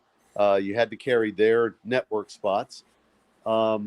And then it went to CD, and now it's all digital, as most things have gone that sort of thing. You just download it from a website, and you don't even need a board op, as we call them anymore. It just goes right into your computer and plays. It's amazing. The I technology mean, yeah. changed in my 60 years of playing vinyl, and now everything's computer. No, everything. But the problem with it being also computer is it's automated, and a lot of people notice that. Especially when you're on radio, you could automatically tell, hey, this is not right. You know, this doesn't sound right. It's automated. What is wrong? Like iHeart, that's why it's not really likable. All they do is just automated stuff. We call them iHeartless here. I've had too many of my buddies lose their job from iHeart. I bet. We are locally owned, which is very nice. Even though the company now has 34 stations, Total Media, based in Jackson, Ohio, north of here, terrific people. The man that owns it's a millionaire, and his name is all throughout Jackson, Ohio, on buildings. He owns half the. But just a wonderful man. You'd never know the man was a millionaire if you sat down, which I have many times to talk to him. He thinks the world of me, and I'm thinking, really? So I know I will be employed as long as I want to, and if they keep expanding, I might very well be on some of their different stations. But 100%. I didn't know iHeart has not been good as of late. Oh no, iHeart has been like. Look, all I'm gonna say is iHeart has it's one of the most popular radio companies. Sure, yeah, it's just not doing very well. Same with Odyssey. Odyssey, people don't even like Odyssey, and a lot of people have been also fired recently from Odyssey. It's just insane. Like it's that live shows anymore with iHeart. That is true. So some of them do, some do, but some don't. Like my Kiss FM still has some local jocks, 106.1. They still have some local jocks, but some of them are still syndicated. One is doing her show, Selena, that's her name. She's doing her show here live, but she also does it in San Antonio. She voice tracks. Yeah. But, it's still voice tracking. Wonderful thing in our business. Actually, my show, Monday, Tuesday, Wednesday, were voice tracked. I went in and did it. My 4-hour show takes about 20 minutes to voice track because I was afraid if I tried to go live, I would just keep hacking and hacking. And my boss, with whom I worked for 10 years at another station, loves me to death. He said, listen, you take care of yourself. We need you.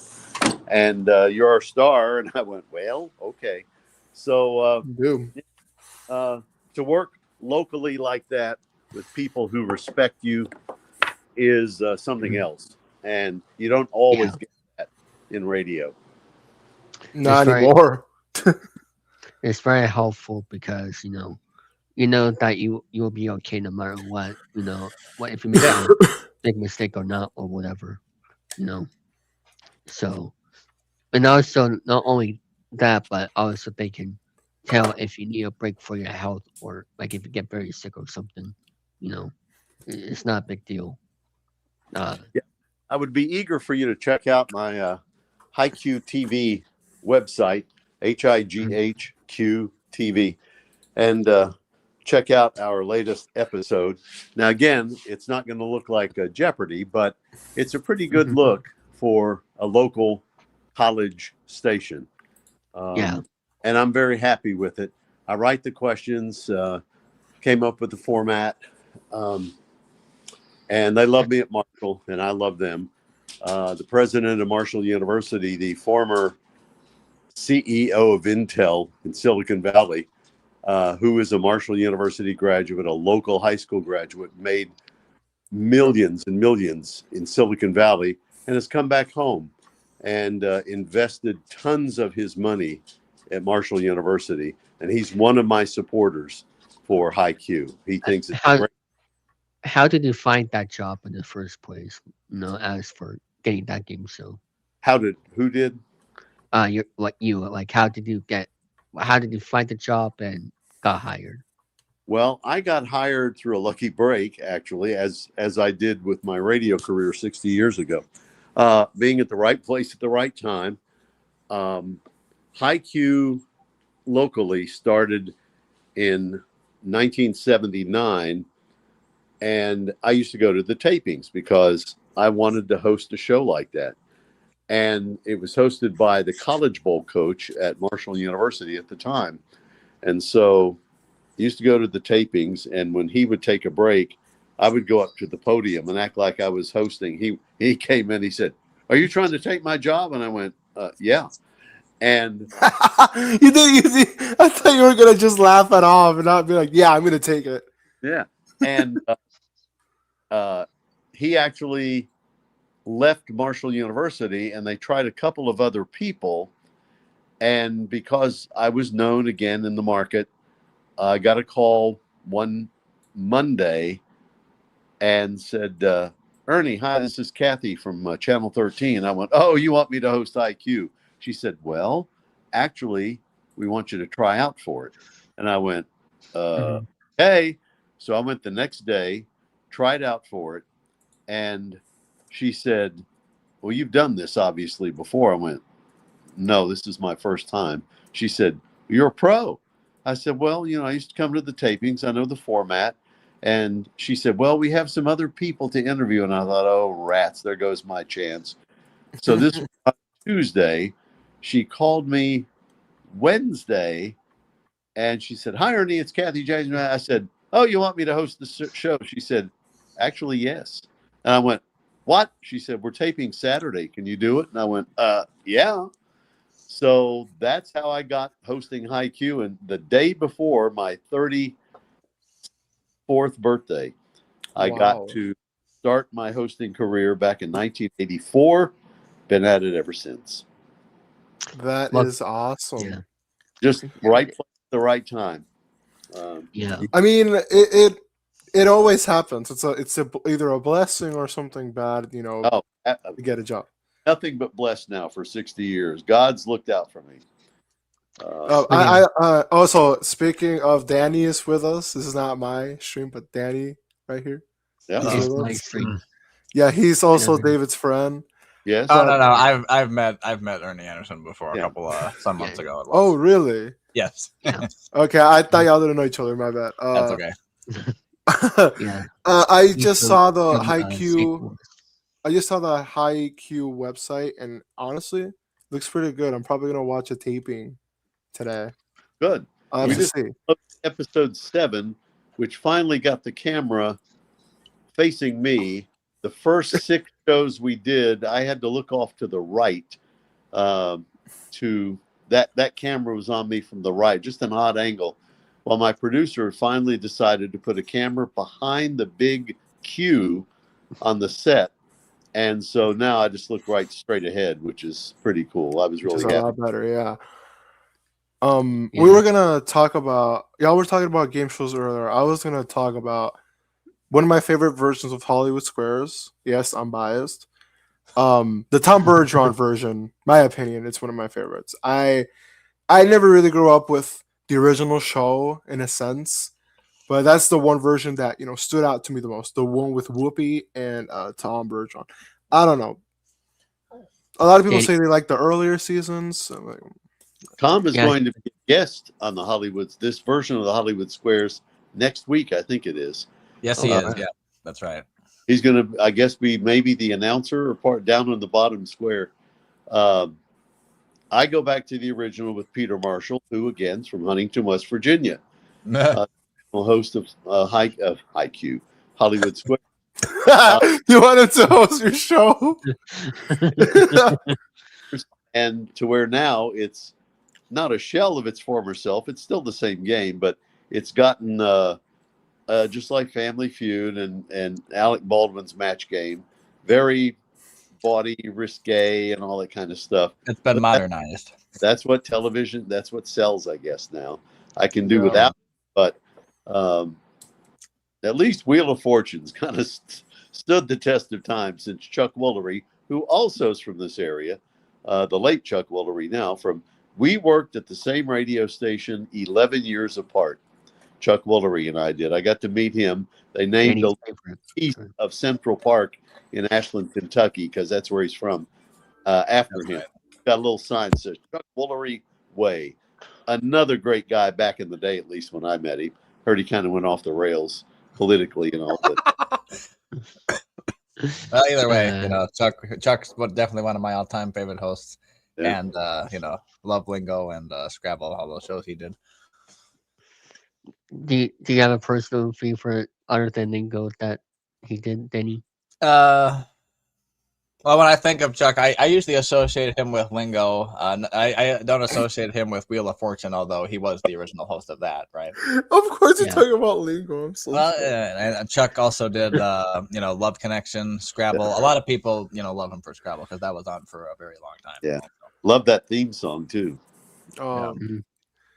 I used to hold a microphone up to the television set so I could tape the theme songs to all my favorite game shows, and now you just get them online. Yeah, You can just download them as a ringtone. If you want them as a ringtone, yeah, you can just do that instead. Ringtone, if you were to call my number, it's the Price is Right theme, and if you text me, it's bum bum ba bum bum. You have a ringtone. When David calls me, his ringtone is the theme song to Curb Your Enthusiasm. Why? Look a little like Larry David. No, I know. I love him. maybe when I'm 70, I'll look like Larry David. But Larry David, that's another one of my favorite celebrities. I mean, me looking like Larry David. I don't know about that. David, what are you up to? What are you doing these days? Well, last week I had the flu all week, so I'm recovering from that. But I'm doing much better, so I haven't really been doing much these days because last week I just basically did nothing. And Danny, what about you? Just working as a customer service rep. But I still have time to watch television and research. And Juan. I'm gonna be honest. I've been working at my job, but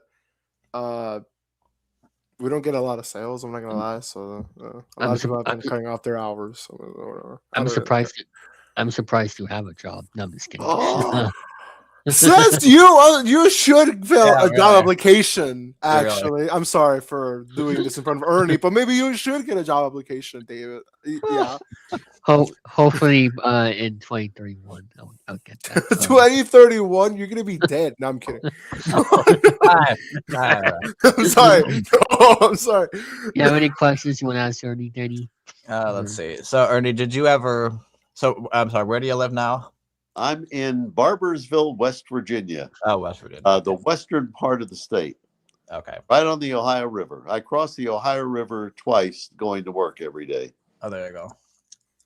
Yeah, I was thinking of, I don't know, for some reason I thought you were in California, but I would like to visit California this year for something game show adjacent. When I worked with the National Academic Tournament, we went to Malibu Beach 2 years at Pepperdine. And that was a slice of heaven. But it was during 9/11 and nobody wanted to fly. So we couldn't get enough teams there. But the last set of shows we did for the national tournament, we went to New Orleans every year, Chicago every year. And then the third year kind of rotated around. Malibu was one. We did St. Louis. Traveled around a lot, but I retired from that finally after 36 years because the guy that ran it sold his business to New Jersey, whom I don't like. You don't like him? That's all right. He rubs me the wrong way, and but he says, "Ernie, you're a legend. I want you to be on my part of this," and I just can't do it. He's changed the format totally.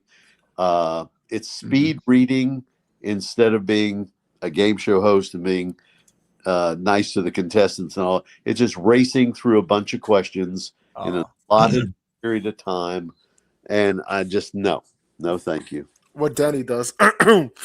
Well, you have to do that for a certain game that me and him have played. We tried to do our own version Weakest of Link. Weakest Link. Yeah, Weakest Link. another one of my favorite shows. Weakest link. You are the weakest link. Goodbye. Yeah, yeah. Well, the thing is, that's Danny does it, and it's actually, you know what? It's become one of my favorites. Really? Yes, it actually did. It was a look. It's a 50-50, okay? Because you gotta be smart with it. I'm not smart. I'm kidding. I'm not good enough. You For don't the have game, you don't have to be smart to play it. but Well, it's okay. yeah, but I'm saying I'm not like good, fast enough to answer Right. like I'm not what either. happened in this day, and it's like you gotta answer fast, so you can't. You know, So what happened on this day, 2001? No, answer was Danny was born. No, I'm just kidding. Right. I almost fell off trying not to laugh. And Okay. about Hollywood Squares and how Tom Bergeron is coming back to be a panelist. I think next week, I believe. I don't think they're going to do it, but I would love to see him and Nate Burleson, do a job switch for a few questions. Ooh. Yeah, that's probably not going to happen. But Never. if I'm not mistaken, either Randy West or somebody said that Bergeron was up, either did a pilot for one of the old game shows that was supposed to come back, and I forget which it was, but Was it Tic Tac Toe?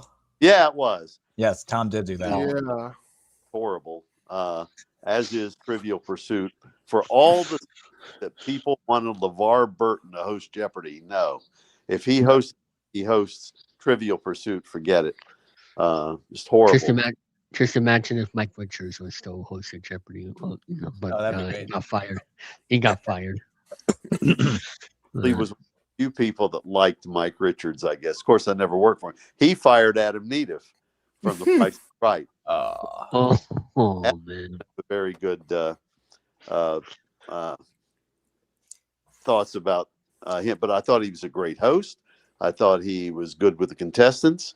He read well the clues, but he was so full of himself apparently, and I don't think you can be like that in the business. No, you cannot. He likes to fire people left and right, but he got himself fired. So Just like every company. Yeah.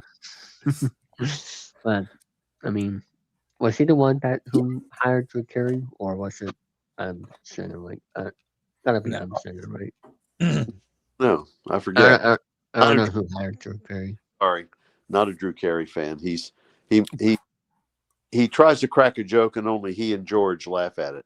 But the one today, I watch these at night, obviously, since I'm working, and that way I can cue past the commercials. But George Gray. Yeah, this is the second time that he was sounding like that.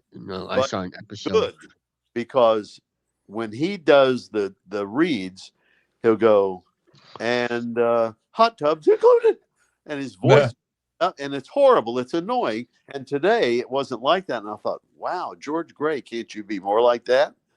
But nobody can touch Johnny Olson. He was the absolute best announcer ever in the history. Just the best. And another West Virginia guy. He had a house in West Virginia. Oh man. So Why does everybody have a house in West Virginia? That's what I want to know. I do. No, I'm just kidding. I know. In the far eastern part, southeastern part, right next to Virginia, a place called, affectionately known here as the Greenbrier, which is a big resort. And he lived near there. And two of the country music people are from West Virginia, Brad Paisley and the other guy. Can't remember right now.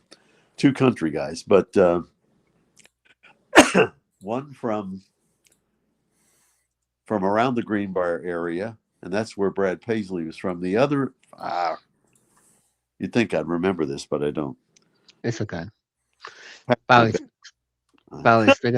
speak out the Price is Right. I'm trying to figure out like what time exactly they air on Paramount Plus. Like I don't know, but it's like an hour after it ends because I thought it was. I don't know what time they. Barky, quit. Look, boys, Barky, look here. Oh. Hello. Hey, look here. Look, Barky. Let me pet him. I can't. Hello, Doug. Oh my god, he just jumped Hey, off.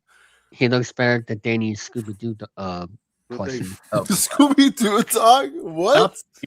I adopted from a no-kill shelter, um, and his name was too clever to change. They named him Bark Twain. Nah. And I thought that is absolutely hilarious. There's no way. So my granddaughter said, let's call him Barky. And he certainly lives up to that. But he's my baby. He's my baby boy. Him daddy good boys. I've had him now. He just turned 6. I've had him 5 years. I adopted Wow. 8 months old. And he just the best in the world for his daddy today. Daddy loves him bun. He's Man. with me. He Oh, with me. He's just my baby. You good boy. who's a good boy? Now I couldn't I mean- change his name, but I had to change the name of the last dog before him I adopted. I had her 13 years. Her name, the name they gave her was Helga.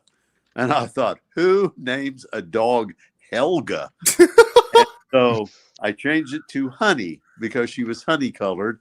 I have her Honey. ashes up here in my living room.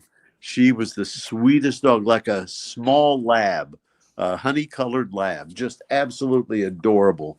And Aw. she was the love of my life for 13 years. And I thought I can never love another dog like that. And I literally got depressed for about 4 months without a companionship. And so I looked online and saw Bark and 2 others.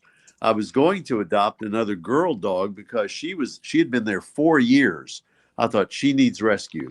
And so I had seen Bark and had seen another dog that looked like Barky. So when I went, she was being adopted. So that was cool. The other dog had a limp. Yeah. So he's going to need surgery. I said, well, bring out Bark Twain. And buddy, it was instant love. And he, Aw. the love of my life. You know, that reminds me to say, yesterday I was at a friend's house and then their dog started barking at me so aggressively. He did not want to see me. I don't know if it's because I did something. I don't know. It was. I guess that's what happens to dogs. I guess some dogs are like very aggressive. Wait a minute. Let me stop you. You have a friend? No. Wow. That's that radio. I have friends, but yes. He's even wearing the Friends T-shirt. You know. Ah, Oh yeah. See, I don't even know why I Yeah. have one, but who was your favorite friend? ooh, I have. I'm trying to remember their. Well, I do like Phoebe. She's kind of dumb like me. No, Really? no, I do like. I'm trying to remember his name. Joey? Yeah, Joey. That's why I like. He Like was I legitimately don't remember much. kind of the Joey, Rachel, Ross. Joey and Rachel, and I haven't watched Friends since it went off the air in the 90s. Oh. Um, Oh, they but, rerun it a lot on my local. Oh, I'm CW. You'd be surprised. yeah. People should watch Seinfeld instead, but you know. I mean, they watch. Like I said, you know, it's so funny. A lot of people say, "Oh, this era." I was talking about the game show part. A lot of people say, "Oh, Family Feud."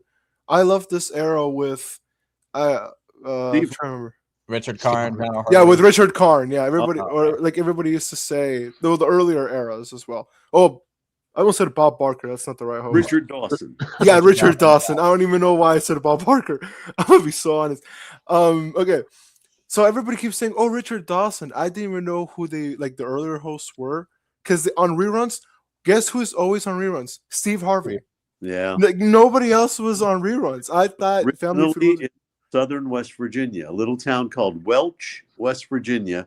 That's Yeah. where Steve Harvey grew up, but moved to Cleveland early in his life. But not I thought he was originally from Cleveland.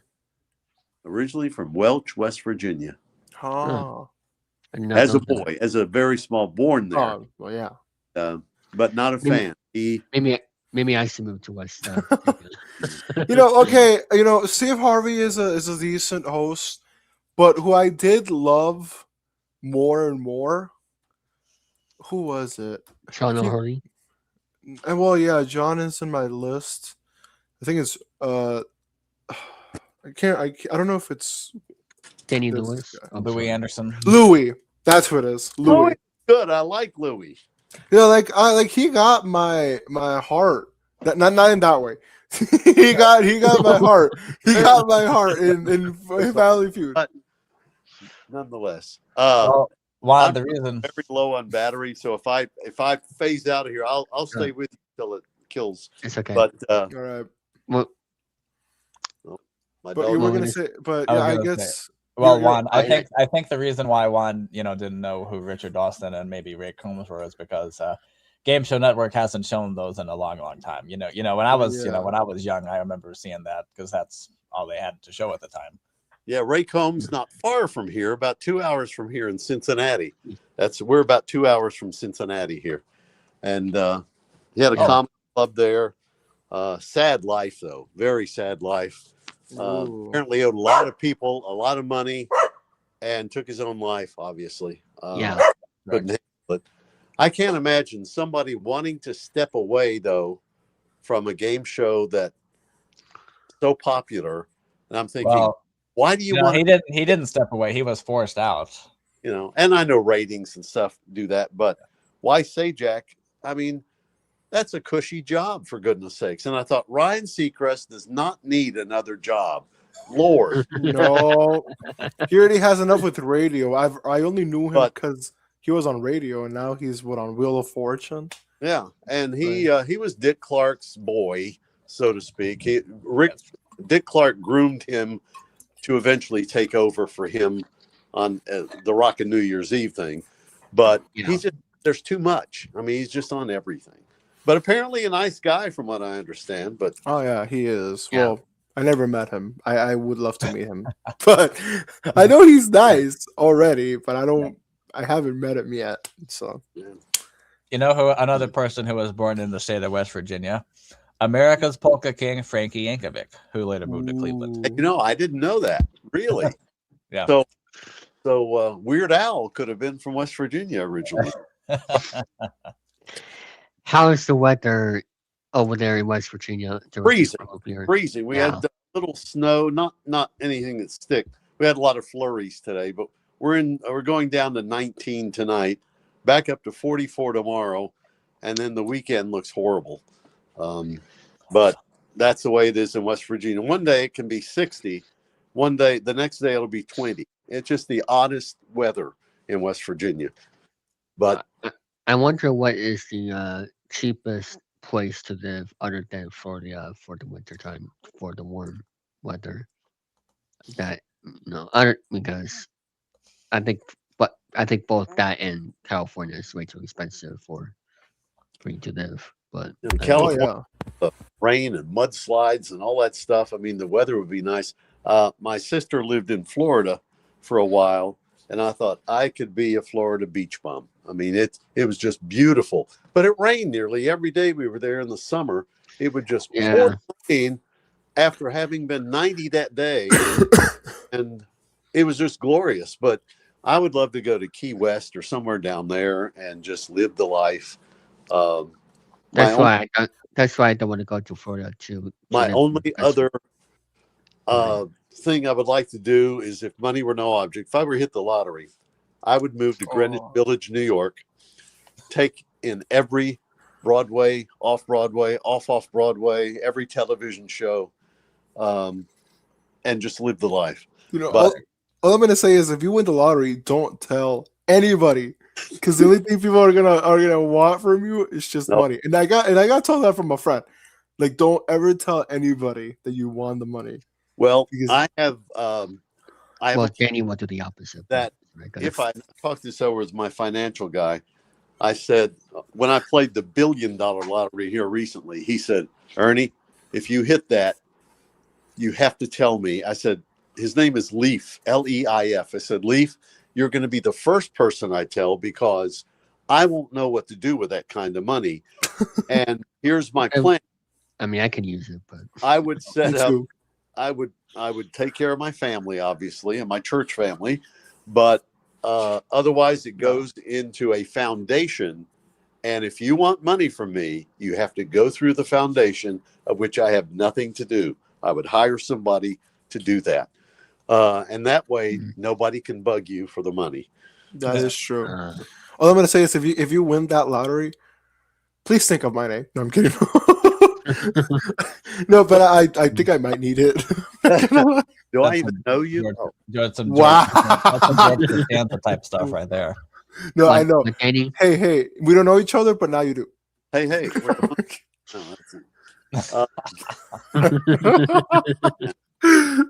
you know, we people that have the same interest, isn't it wonderful? I mean, you can joke around, have fun, and know that we share this similar interest. And a little thing called the internet's going to catch on, but I'm not sure. You know, I don't know. All right, I'm down to 7 on whatever that means at the top of my screen. Now 6. You're at 7, oh no, you're at 6%. Oh no, we have enough time to talk about what you want to talk about. Also, Danny's a little stupid. That's why we keep kicking him out. we need to say that. Yes, you did. Anyway, so I might have a few. Well, David's gonna ask you more questions. I do have a few. And I have another funny thing to mention. Go ahead. Okay. I've also been wasting my time making some AI generated clips. Oh my god! And with this one particular thing, I was able to make a fake video of Gene Rayburn on the set of Family Feud saying, "Hey, welcome to Family Feud. Since Richard tried to ruin Match Game, I'm going to take over his show. Let's play." Cool. Toward the end of his run on Match Game, he hated having to be a celebrity on that show because he had his ego just went nuts, and he finally got out of his contract in '78. But he was horrible after he got Family Feud. He just wouldn't participate in any of the fun. I mean, he had nothing against Gene Rayburn, but it was just the contract he signed, and Mark Goodness wouldn't let him out of it. So, but I'm thinking, listen, you're on 2 big hit shows. What's the problem with that, brother? I know. It's like I don't know how to say this. I would love to go on sorry for I would love to go on a lot of game show tapings. Not a lot, but I think only Family Feud and AFV. Those are the only 2 things I could think about. I don't know. Marky, come on. America's Funniest Videos. I'd like to see Wheel of Fortune, or maybe Funny You Should Ask if they have an audience on that show, don't they? I think they do. But Adam's on the show, so you could, if you want to go. That's true. He really likes what's his producer, Byron Allen. Marky, did you read that? Oh, fun fact: Brian Allen almost owned Paramount. Y'all didn't know about that? I'm not surprised. No, yeah, he almost like I forgot who, but he almost owned a lot of more famous things like Paramount or whatever. Yeah, I know he was in the bidding for it. Oh yeah, it's not good. I'm gonna go before I lose everything. I'm gonna go down to my basement, show you my game room. Oh yeah, no! Go ahead. Oh no! He's laggy! Oh no! He lagged. And hold on. Oh, there we go. Oh, never mind. I can see you. There you go. It's a Paramount. This is Griffin's show. This was Bud Collier's game show. The original Tic Tac, Strike It Rich, Camouflage, Match Game, I guess. Different passwords. Different Prices Right. My buddy Adam got for the Price is Right. Some that aren't on TV. My newest one. Oh no! Family Feud. Joel McHale. There's some Family Feud. Oh, what era is that of Family Feud? Y'all know? So. All of them. Yeah.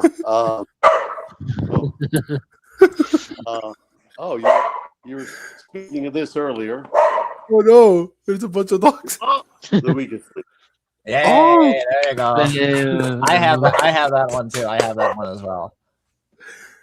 Ah, Of dude. course you do, Danny. Favorite from Barky. I can hear the dog more than him. I have Oh, it's tic tac Yeah, toe. Oh, look the at dog that. doesn't like weakest link. Confirmed. Oh no. Did he his phone died? I think I'm Any minute losing. now. Oh, and I have that. Oh, look at that. Oh, that's He has the cool. wheel. And I think I'm there's losing. a trip, and My there's finger. a trip to Danny's house. I need to get back upstairs. You're cutting out. You're cutting out, Ernie. I'm down to 3 boys. So Oh, listen, Yeah, talk again sometime. yeah, of course. Absolutely. Thank you for being here. Everybody sounds like aliens now. oh, it's because So your I'm really phone. losing I'm gonna be honest. But, Your phone is really laggy right now, but we'll Yeah. see you soon, hopefully. Yeah, thank you very much. Ernie G. Anderson reminding you to help control the pet population. Have your pets spayed or neutered. Goodbye, Yeah. You. everybody. Goodbye. Thank you, Ernie. Thank you. I had no idea you were so full of hoe. I really didn't. I did not know his. I'm sorry. Yes, thank you Okay. so much for Ernie. Yeah, when David sent me the picture, I thought it was a pre-recorded and not live. So I'm like, oh, you interviewed Ernie Anderson? Oh, that's funny. Yeah, well, I'm doing it. I didn't even know who he was. And then I'm looking at him like, wait a Well, minute, he's letting Juan well, talk to Ernie Anderson. I gotta get involved with this. Hey, I know some of my game show No. knowledge. Okay, Yes, Danny. that's true. I'm impressed. So yeah, you're welcome. Plus, he asked me to be on the show before I had Ernie on, so Oh, I I see, promised him. yes. Well, thank you, Ernie Anderson, for donating your time to be here. We love it. That was great. Maybe you should come to the stream. No, I'm kidding. I mean, look, Yeah. he was a nice guy. By the way, Danny. Yes, he is. By the way, I wasn't really interviewing him. I was just having him on. Just Yeah, as a guest, that's why like, when I saw the picture, when I just looked on YouTube for a quick second after you texted me, I just wrongly thought it was an interview instead of just a chill stream. But still, Yeah. Yeah. Hey, you came here very late, but it's whatever. It's fine. He was busy So- watching Weakest Link, which is no, I wasn't watching Weakest Link. He was watching Lingo. I did watch Lingo yesterday. See, I'm not wrong. where you watch. Yeah, it's not even on any streaming services. So I had to go through the black market to get some episode recording. Yeah, the black market. You mean by Buzzer? I think. No, that- not even. No, not even. Oh, they don't even air on there. No. Oh, Lingo I is didn't know. funny because Lingo was the version that I like anyway was a game show network thing. So and Buzzer had this, even though Buzzer's been around going on 11 years, they have yet to touch anything that was made specifically by Game Show Network. And if that Well- day ever happens, that'll be fucking amazing. But no, Well, the thing is, Where- there's Game Show Central, but that's not the same thing. but Game Show Central, that's tied into Game Show Network. They have in charge Oh. of it. They know what's going on and everything. Yeah, Where you- they could air Lingo on there. You never know. Just saying. Were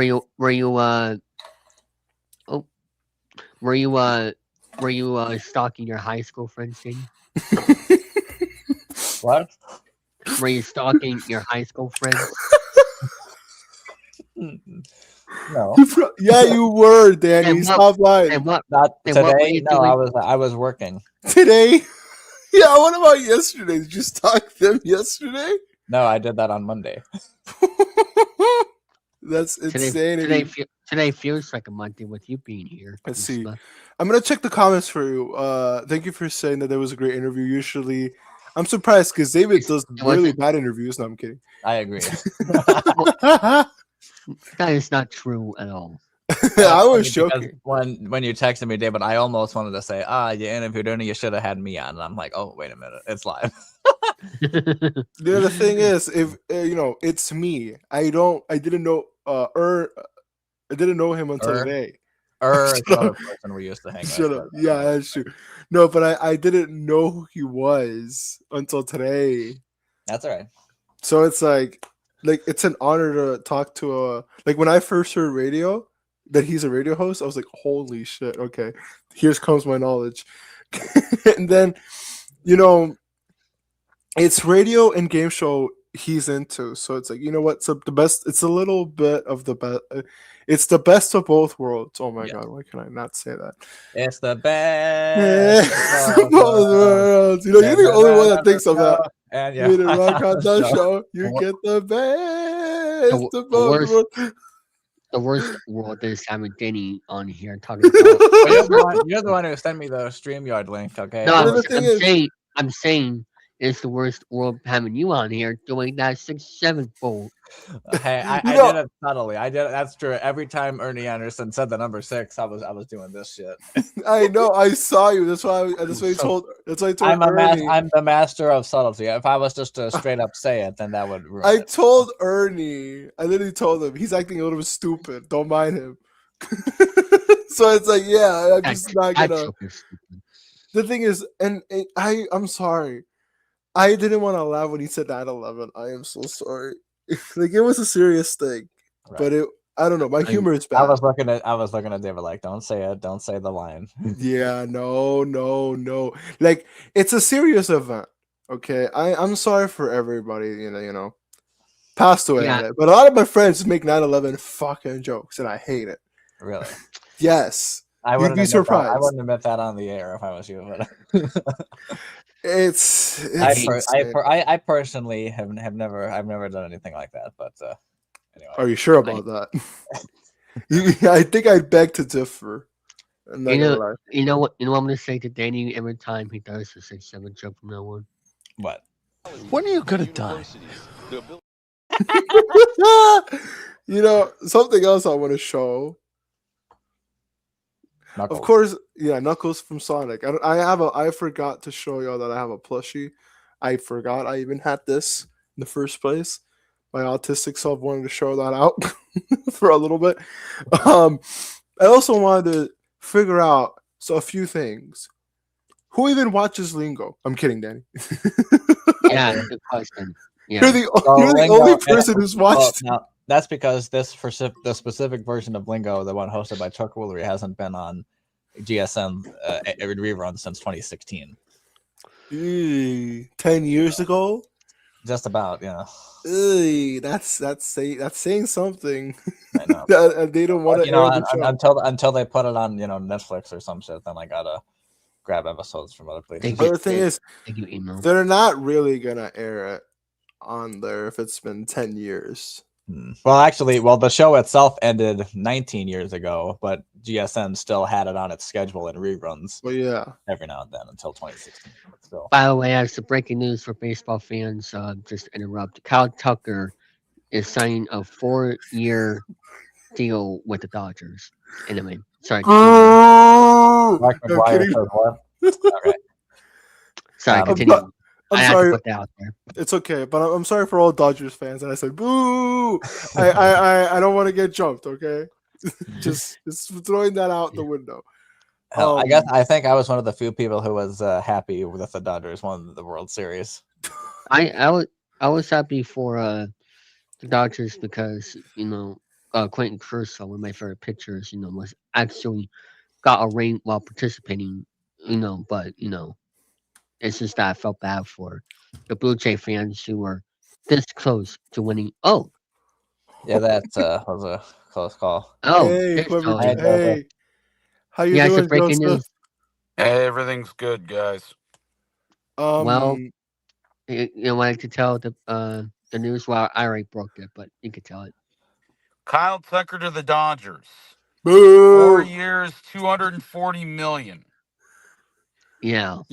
The second largest contract AAV in MLB history, besides Shohei Ohtani, whose was $70 million AAV. He's going to play left field for the Dodgers now, so it's a gross overpay for a 28-year-old outfielder. Yet, if he goes and does what he did in Chicago, maybe, just maybe, he'll be good. He should have stayed in Chicago. Well, the Mets offered him $50 million AAV a season, and the Joey, Dodgers decided look at this comment, Joey. it would not surprise me, but David would only get signed.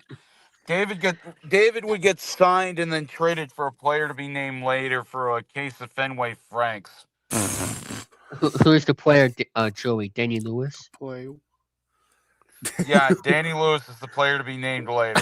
I'm not gonna lie to you. If I saw David as a baseball player, I would laugh my ass off because I wouldn't believe it if I saw him on TV. And he would look like the Bat Boy. That's the problem. I mean, I wouldn't mind playing for the Dodgers so I could see the Price is Right tapes over there. Oh, sure. Sure. Of course, they'd be waiting for you to bat, and you're over at frickin' Price is Right. Oh, what if you show your baseball skills to the Price is Right and then you hit the wheel? Think about it. I mean, No, he hits the wheel with a bat. That's a couple $1,000 Oh, yeah. I have there. At least. I have the wheel right here, Juan. Then hit it. I'm kidding. I was gonna say that's fun size, so David can actually spin it. Okay, David isn't a midget. I don't know why you would say that. I'm 5.3. Look. 5.3. What is this? A math equation? I'm 4 inches taller than David is. That is, I think. Wait, what's my height? 5'9". I'm 5'10". Are we just all 5? Yeah, we're all taller than David, though. Yeah. I bet you even my friend is taller than you, and she's a girl. She's like 5'5", I think, and that's saying something. So that's sad. That is. At least she's not, 6'5" or 6'6" or anything. Oh my god. Okay, I'm gonna play this. I'm gonna play this. No. When are you gonna die? The ability to apply for levels. Bring him back. I don't know why. Why are you kicking out Danny, man? With that record, survey says. Yes. Better times when MSNBC was MSNBC and not MS. MS now. Good. They're fake news. Fake Now news. you take that back. Hey, all I'm gonna say. It's better than CNN. Yeah. In some ways, yes. In some ways, no. Depends on who's watching. Why you followed that news station at first? Or Well, the thing is, I don't watch any news source unless you count Fox the local News. news source. Not even You Fox News.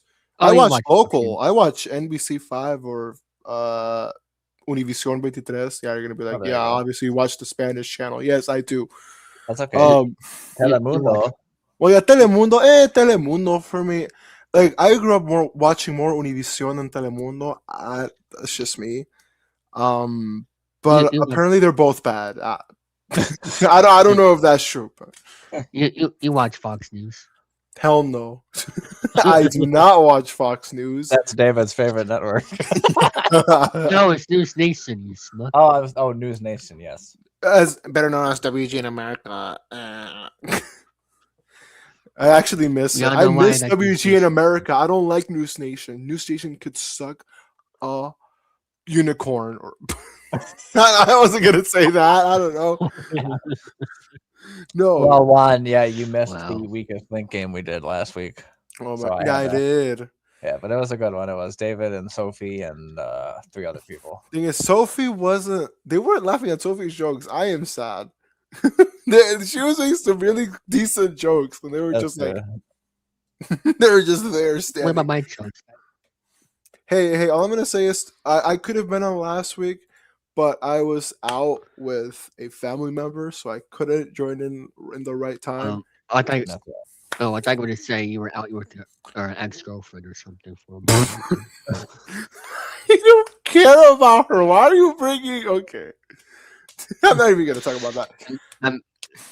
I mean, pretty soon Danny will have an ex. Because well, the thing is, I've had the sad thing about me is that I don't think I will lose my virginity, but I've had an ex, unlike Danny. So that's the start.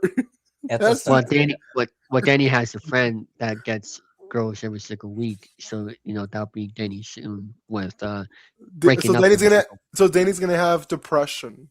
Yes, that's Uh, basically I don't good think to know. No, because that's I did have depression for a while. I'm not gonna lie to y'all. I am better now, but yeah. I felt like I did not want to do anything in life. Like Yeah, I'm being if so. whenever you have depression, I just watch Danny's Den. I think if I had to watch Danny's Den, I'd rather kill myself. No, Yeah, I'd rather, no. Yeah. Look, I think. no, Danny, no, Sophie told me many times. Well, I shouldn't say this, but Danny's Den was the worst thing she's done. And she literally told me that. I was like, was it It was that a learning bad? experience. It was a learning experience for her. Okay, she didn't know what it was like to be a co-host with my show. I demand integrity. I demand effort. I demand professionalism, and she was just like, "Oh, we're on a cheap YouTube network. We don't have to be professional." And I'm like, "Come on, Sophie, we gotta have a good show." I mean, Mm. it's funny because the cat and a half hour is supposed to be professional, but it's Kinda. not. The cat of it, Yeah. you know. Which, Yeah. by the way, we need to. We're doing the show. It's just Ken hasn't finished.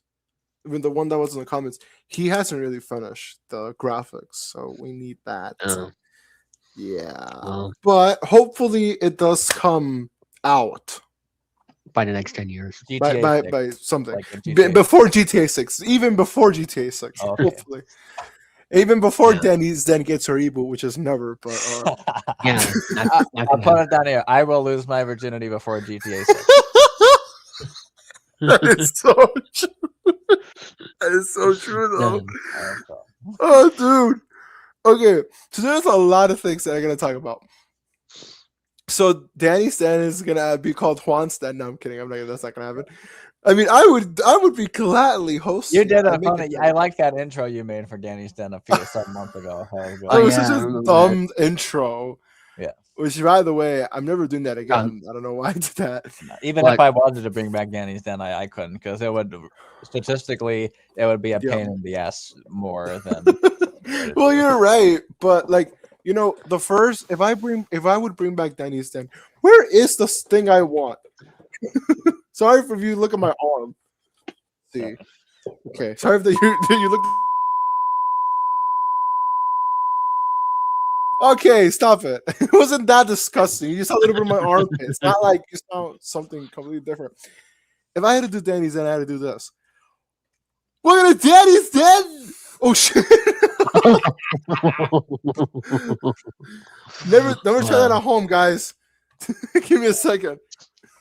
Your camera's broken. That's your fault. It's not. It almost did. Well, at least Danny's knife is not broken yet. Well, the thing No. is, I probably would get a wife before Danny's Den even gets her reboot. I'm gonna be so real. Well, I don't want to reboot Danny's Den. If even then, if you did, I think I'd rather just host it then. I'm not gonna lie. Why don't maybe you could be the new co-host? Forget Sophie. Well, yeah, that's the thing. Sophie, I guess, was like, oh my New god, show, Danny's Basement. Danny's Basement. Wow. You know, Danny's Basement doesn't sound like a bad idea. We need a tour of what it is. No, Yeah, Danny's Basement give sounds us a tour. like a reality show. That's what it is. Like A reality show of Danny's life and how he doesn't lose his virginity. that would be the best reality show I've ever seen. I know. So Yeah, give us a tour of your basement now, Danny, before we end it. I don't know if I can do that. I could give a tour of like the area around it. Get your phone Yeah, and on the stream yard. well, he's not using his phone. He's using his webcam. I'm using my webcam. I meant like get on your phone and join that way, you smug.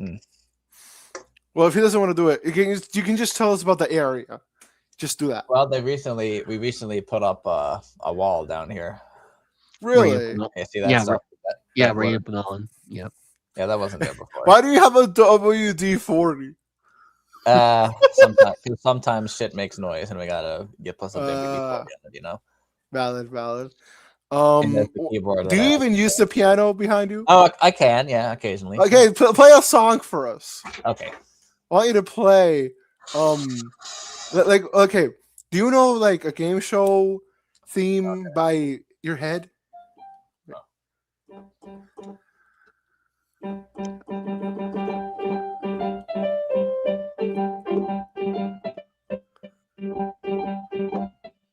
This sounds horrible.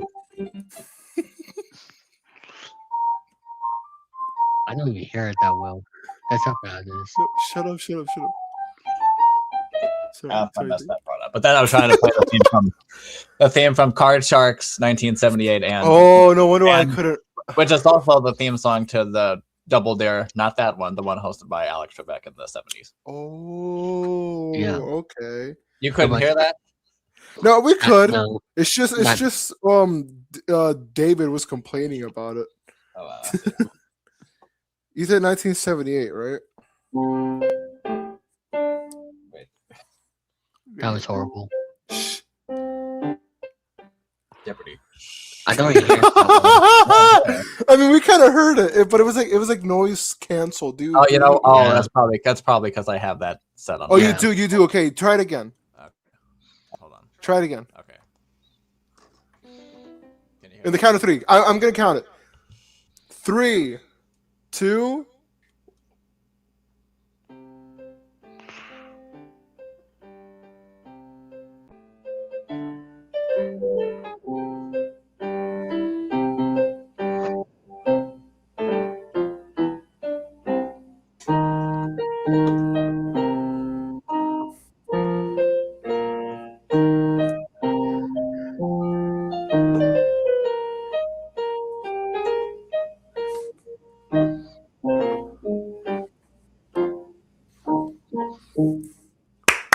Yeah, that was, you know what? That was decent. That was decent.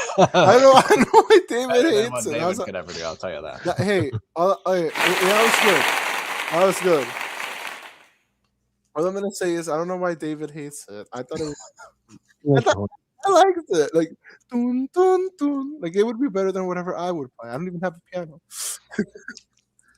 What's your fridge? That's what's like getting me curious. I'm a curious man. You just see a stick on butter. Is that olive oil? Margarita. Oh, can I have one? No, I'm kidding. Hey guys, hey kids, if you're watching this, do never drink margaritas, okay? They are not good for your health unless you're depressed with a breakup. That's a joke. Here's some nice orange juice.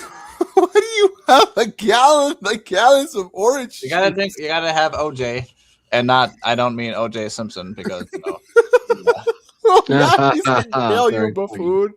OJ Simpson. He was a good guy. You know. He was not. Danny. Okay, that's it. Danny, that's the equivalent. That's the equivalent of Diddy. Don't say that. What? Oh wait, never mind. Well, no, he was in the Naked Gun movies, wasn't he? I don't remember. The only thing I knew is that he was a basketball player, I think. That too. So that's the only thing I knew about OJ Simpson. I didn't think that he did that. We're not going to talk about it, but What is he playing? No, I can't. What did you play? The Lick. Da da da da da da. Da. Oh, trying to play the Family Feud theme. Okay, wait a minute.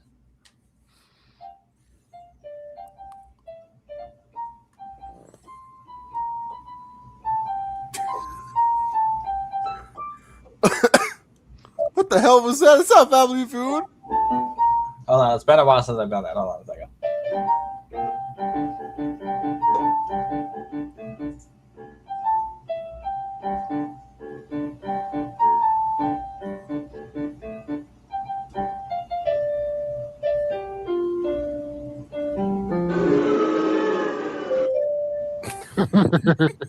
Yeah, you're making me play a song I haven't played in a few years. That's so. You know what? Yeah. You know, all I'm gonna say is you tried. you deserve a yellow star that says you tried.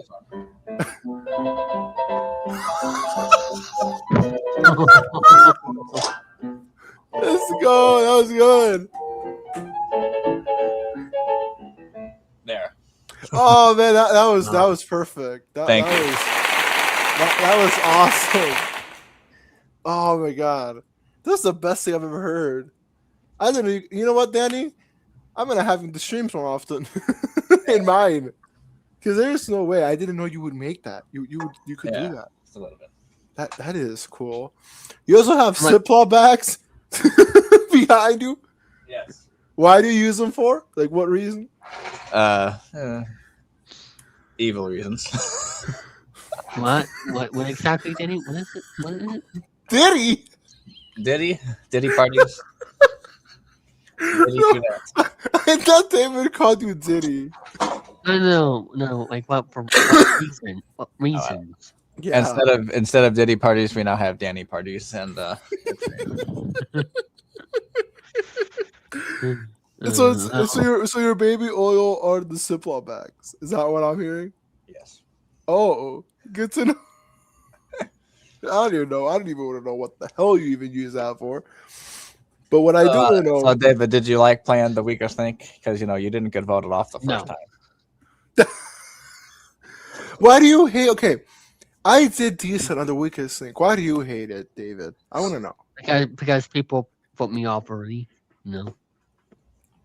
Well, that's at what least this time it wasn't that early, so I'll give it a C minus. Well, the thing is, you're just autistic. No, I'm kidding. The thing is, no. Hey, Anonymous, but Hey, Juan, I have a question. So, how do you spell your name? Juan. Well, then shouldn't you be called Juan? I'm not laughing at that. That's so stupid. Oh, no, that's funny. Wow. First of all, it's not Juan. It's Juan. Second of all, that's if I called you. It's like if I called you maybe that's why Nani or something. Maybe that's why you're autistic, Danny, because you can't pronounce Swan. You smuck. You smuck. That's or insane. Squirt. You're a squirt. A squirt? What is he? A drink? No. Whenever I hear of squirt, I think of the soda. I hope you know that. There is not a thing that comes to mind. Oh, look at this comment. Oh, yes, David. Thank you for saying Jimmy Kimmel is the best. Jimmy Kimmel is the best. Danny. Also, hi, whoever. I know this guy. Only two members. Yeah. Oh, hi, guy that I don't know. The guy that I don't know, y'all know him. I don't. Just want to point that out. I also have a big ass Sonic poster. Oh, nice. You like that? Yeah, but Mario is better. Sorry, continue on. Well, I like both. I can't be mad at that. I like Mario and Sonic. I can compete. I've been to Super Nintendo World. You mean Super Mario World? However you like to call it, it's the Super Nintendo. Okay, yeah. The Super Nintendo. I have an original. I literally have it. I have an original too. Yep. Really? What games do you have on yours? The classic Mario, Super Mario Bros. No, you don't. That's an NES then. Well, that's the original Nintendo. Yeah, you have an NES, not a Super Nintendo. What the NES came out first, you smuck? Yeah, the NES came out in 1986. No, it did not. That's a lie. 86. No, yeah, it did. Never mind. 86. It did. I'm wrong. Yeah, I was wrong. 86. Yeah, I was wrong. 86, I think 47. for a second I thought he said 96, and then I realized no, he didn't say 86. What is wrong with you, Danny? I heard it. Did you hear what I said? Yes, I did. You know what? This is what you sound like to me. Save it. I'm sorry. 6 7 6.